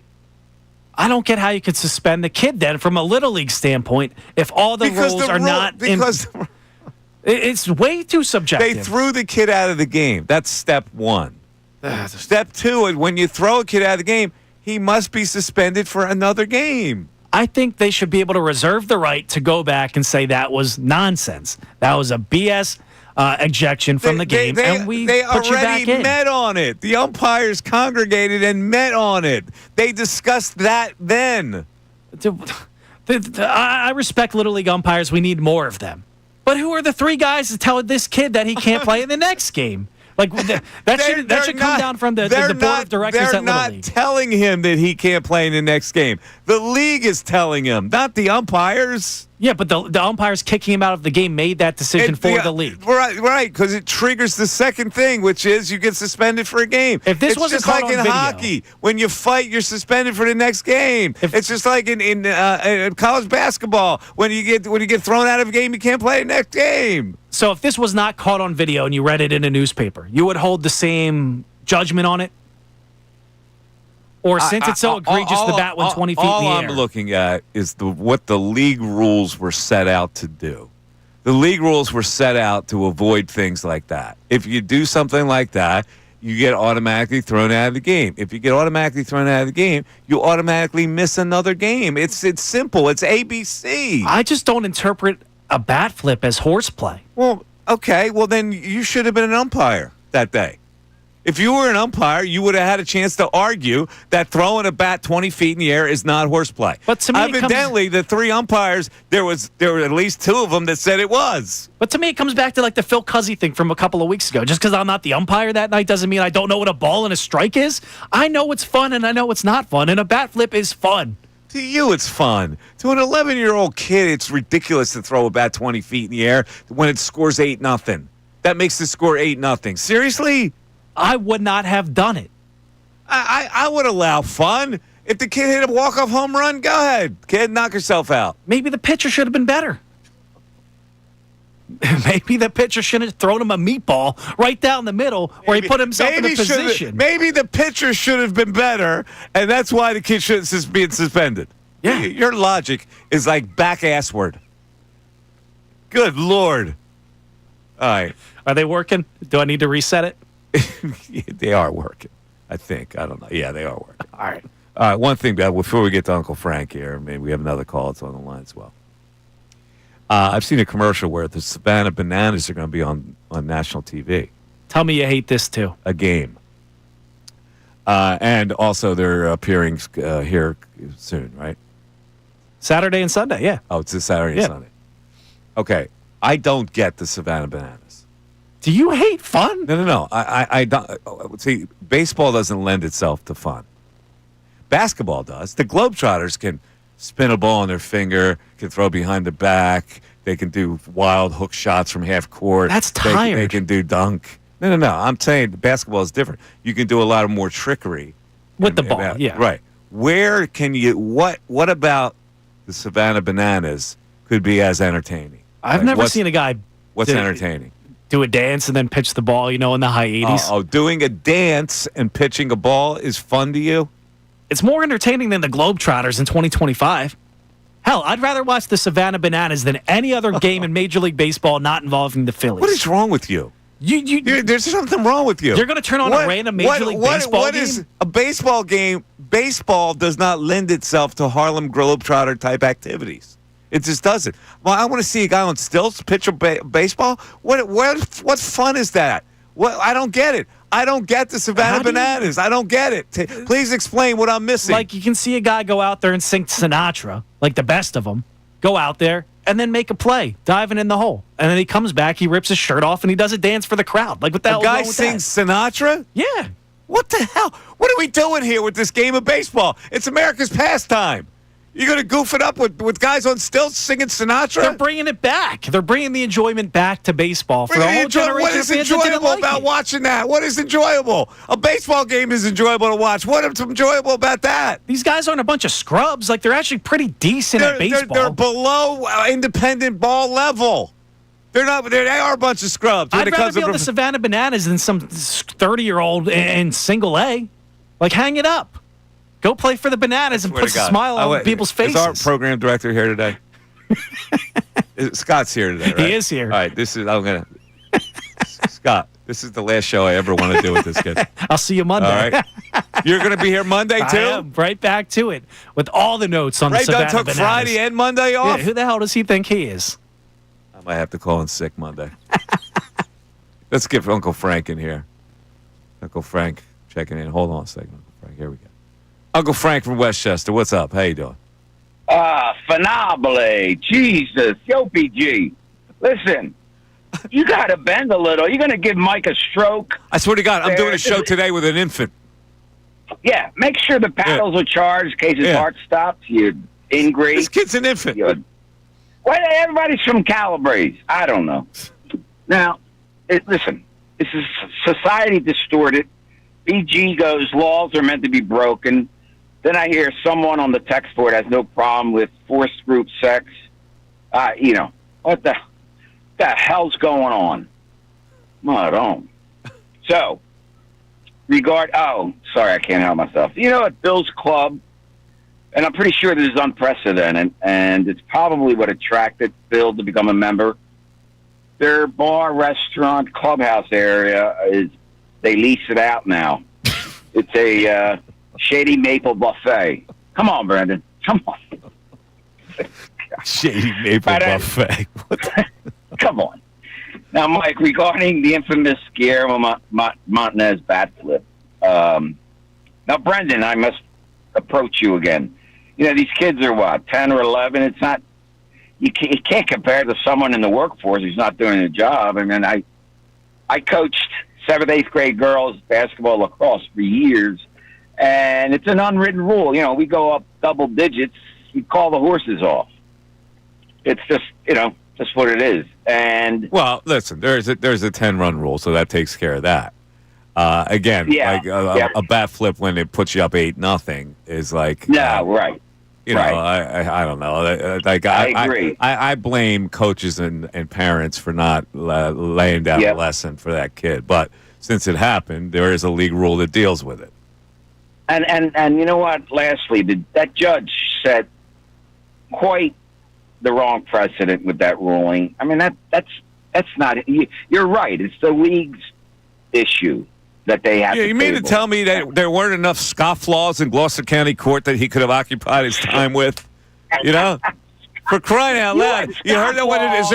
Is there nothing on the docket? This was the most important case of the day. Scofflaw. Oh my God! Very good, very good. Hey, have a good weekend. All right, Uncle Frank. You take care. All right, so let's take a break. We'll come back. We got Steve from Gladwin. We got more text on this whole thing. All right, that team's out of it. So I hope the parents are proud that he went to court. He got a temporary restraining order so the kid could play in one game and strike out twice. 610-632-0975. His last moment was not the bat flip. His last moment was strike three! Go home, you little bastard. Mike Missanelli show continues. Philly fans, you are the best sports fans in the world.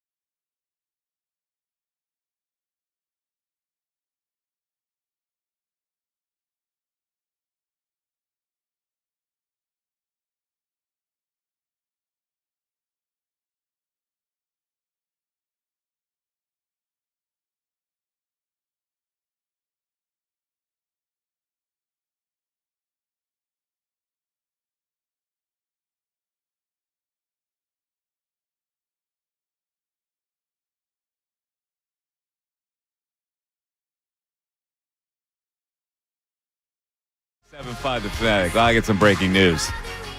The Phillies got Acuna. The Mets Acuna? The Phillies got Acuna. Let me read John Clark's tweet here. Ronald Acuna's younger brother, Kenny Acuna, 14 years old, played his first game in the United States today at a perfect game event in Florida. He has verbally agreed to sign with the Phillies.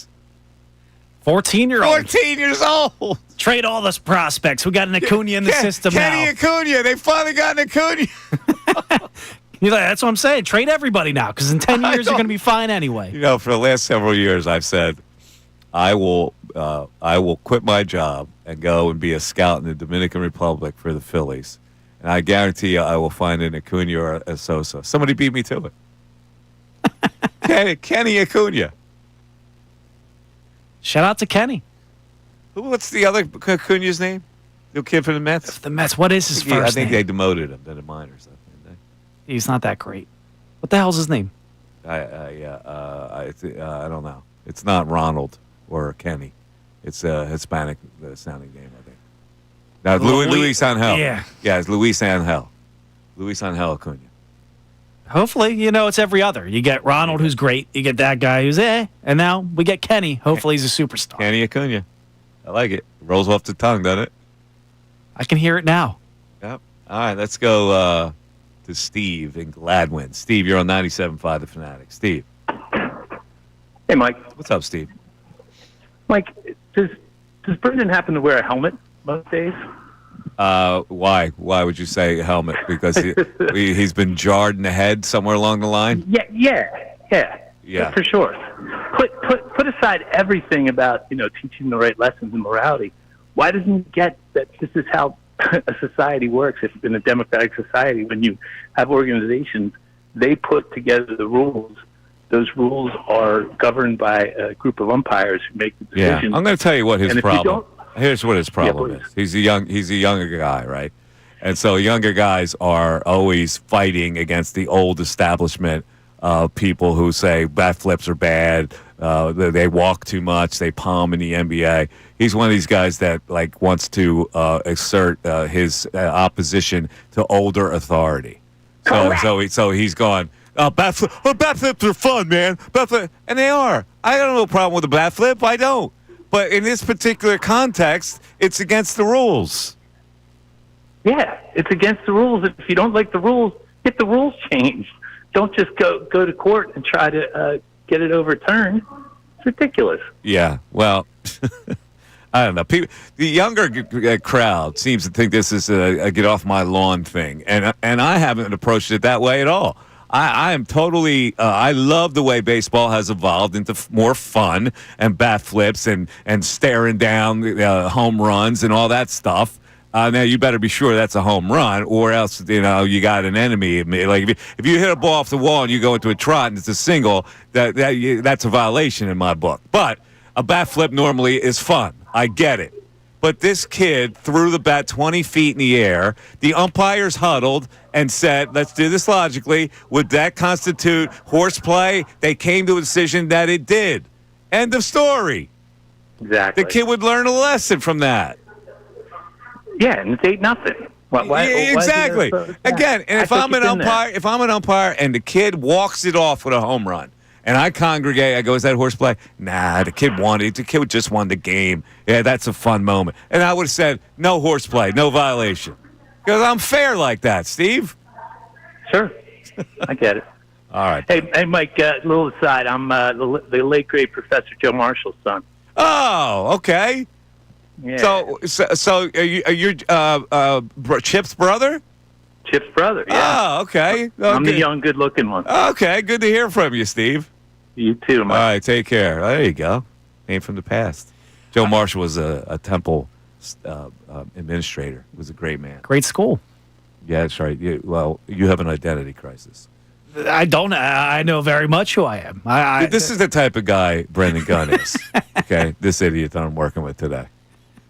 He went to Temple, but he's a staunch Villanova fan and also a Notre Dame devotee. Born and raised. Now, you got an identity problem, my man. I don't. I went to Temple for 18 months while I had a full-time job and was fully invested in my fandom prior to that. For Temple? I went to Temple for 18 months.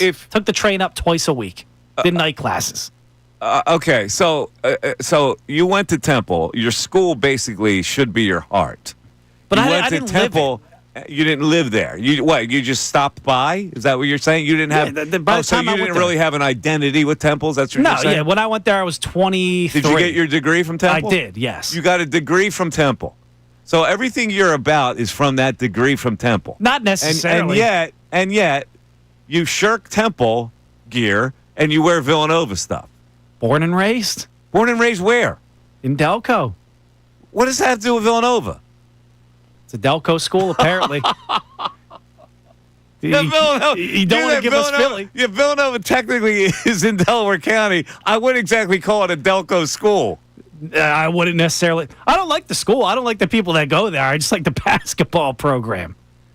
You can't have a Temple degree and wear Villanova gear. It's a violation. How is that a violation? It's a total violation because they come from two different worlds.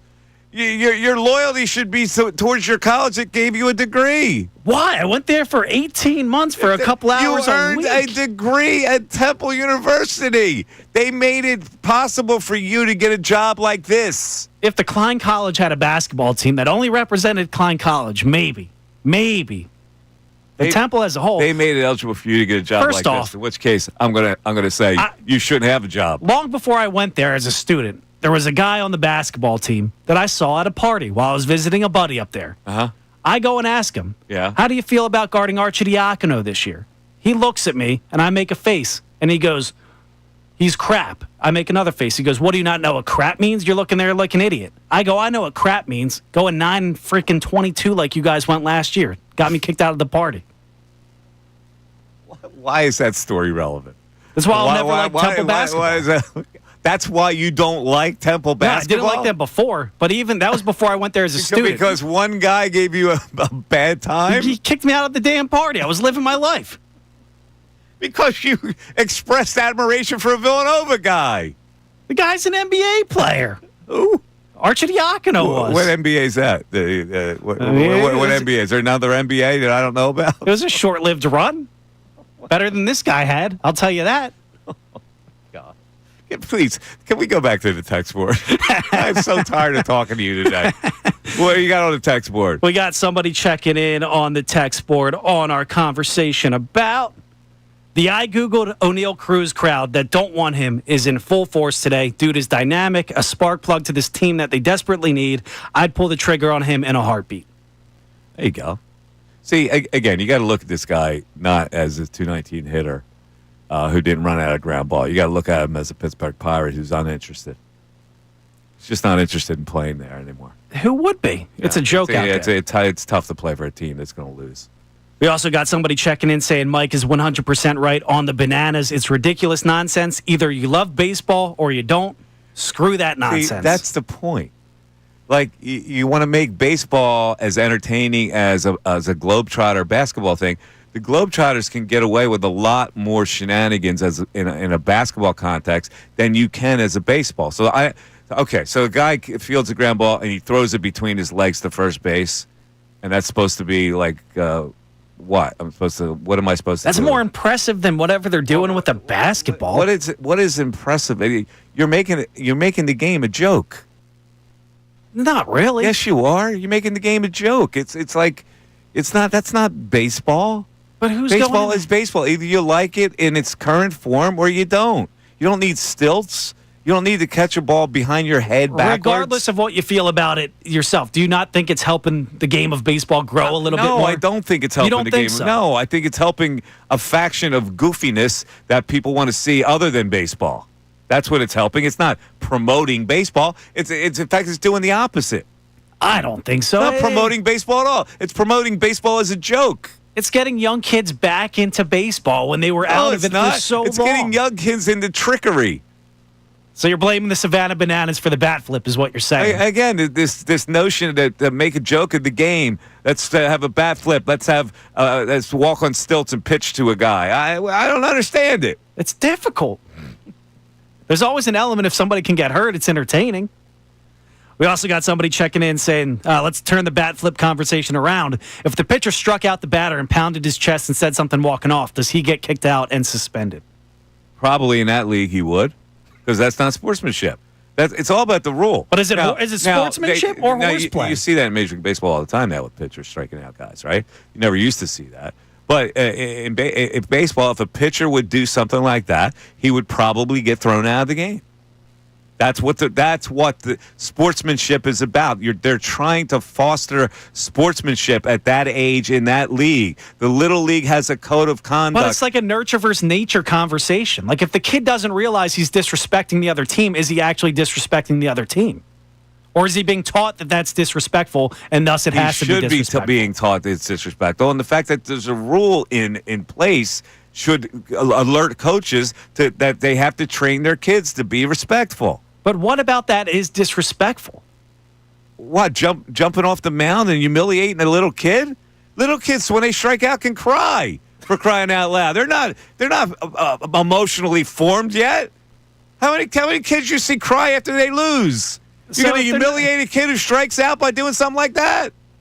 If they're not emotionally formed yet, then what makes you think that they're... You're not emotionally formed. You might That's not be the off point. on that. You're not emotionally formed. You're 31 years old. You're like going on 14. Correct.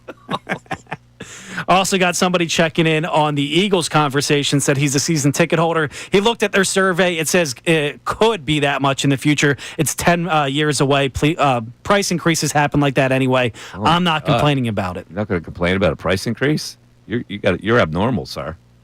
Seriously. That is a If you crazy can't one. complain about price increases, what can you complain about? You just want to take it in the ear the whole time? That's a lot of money you're going to have to pay out. You better consider that. But see, there's the people that have the reasonable means to pay that don't care. I care about the people who have been Philadelphia Eagle fans for a really long time, who spend their hard-earned money, and they really can't afford Eagle tickets, but they'll spend it anyway because it's so much a part of their life. They're trying to price that guy out. That guy is the heart and soul of an Eagle fan. And that's who we are. Like those are the people that get loud inside the stadium. I don't know why they do that. You got somebody checking in saying, bring the dome to Northeast Philly. Only way I'll be in on a dome. Take it to another part of the city. Northeast Philly? I don't want it there. Why would you? I guess he's saying, like, if you're going to do a dome, bring it closer to me. Oh, okay. No, the Dome Stadium, as we have learned in this town, you can't have a stadium anywhere else but that cement parking lot down there. You have to have all the stadiums there. Why? Well, I don't think people have really thought about why. They think it's cool to have all the stadiums in one place, and I go, really? Why is it so cool? Is it really easy to get in and out of there? Well, no. I go, well, then why would you want it there? Oh, I don't know. I just think they all should be in one spot. But why? I don't know. I don't hate it all in one spot, but I'm also one exit. You hop on 95 and I'm out of there. Let's have some diversity in this city. Where else would you put it? Well, you know where I would have put the baseball stadium, and you know where I would put Penn's Landing. Put this new Sixer arena. Would have been perfect where it was. I would have enjoyed it. It would have made this city different. It would have stood out to have a downtown arena.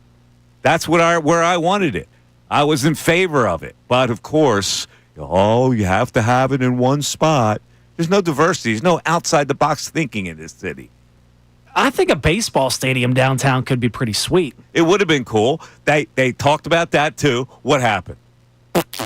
That had you have to go down there, right? We're going to put it where everything else is. Okay, now we're going to build a Sixer arena. Oh, there's so much opposition. People are so afraid to take public transportation. Oh my God. Meanwhile, it's like a nightmare to get in and out of that stadium. So I'm going, what are you saving? Nothing. Why is it more convenient to have all the stadiums in one area? It's not. We got Jason in Westchester checking in saying, if our prospects were so good, they would already be on this team already. If you have the opportunity to trade a prospect, which is a guy you hope can help you build in years to come, if you could trade him for a legitimate big leaguer right now, you have to do that to go out there and try to win. You owe it to this core. Listen, the prospects are probably pretty good. Justin Crawford, I think, is a really good prospect. Miller, he's got some power. He's probably a pretty good prospect. They got a couple good pitching prospects. There hasn't been room for prospect to join this team. It's a veteran-laden team. A lot of guys were brought in here, and the system did produce a couple of people. But again, if you can get a guy like O'Neal Cruz, or if you can make a deal with the Oakland A's and get Mason Miller and Rooker, then that solves both things. I would be in favor of either one of those deals. That said, I'm not so sure it's going to happen. Got somebody checking in on that WWE Mount Rushmore conversation. It says it's a little bit disrespectful not to have Bret the Hitman Hart on there. Yeah, well, he's not a top 4. Bret Hitman Hart, he would be a top 10. Hitman Hart was pretty big at that, but he's not top 4. You mean to tell me Bret Hitman Hart's going to be ahead of Hogan, Rock, Cena, and Andre the Giant, or Ric Flair? I mean, come on. Silly one there. We also got somebody checking in again on that Cruz conversation. Says Cruz in this lineup where he'd actually be protected, not around a bunch of scrubs like he is with the Pirates, would be a hell of a thing to see. It would. It would be a hell of a thing to see. All right. By the way, Colarulo's coming in. He's got a feud going with Ray. His tweet was, "I'm done with Ray." So I don't know, if we could ever really have any harmony anymore. Since Ray did an imitation of him, Colarulo really didn't like it. So I don't know what's going to happen. Who the hell is Ray done? But the fact that I have you again on Monday distresses me greatly. After a great weekend from the Bananas. It's going to be a weekend of drinking for me. All right, stay tuned for Unfiltered coming up. They're ready. They're chomping at the bit to get in here. They're hovering outside the studio. Anyway, have a great weekend, everybody. If it rains, go inside. Enjoy the heat. It's going to go on for a couple more days. The Mike Missanelli Show. Thanks for listening, everybody. Have a great rest of the weekend. Bye-bye. Now on 97.5 The Fanatics.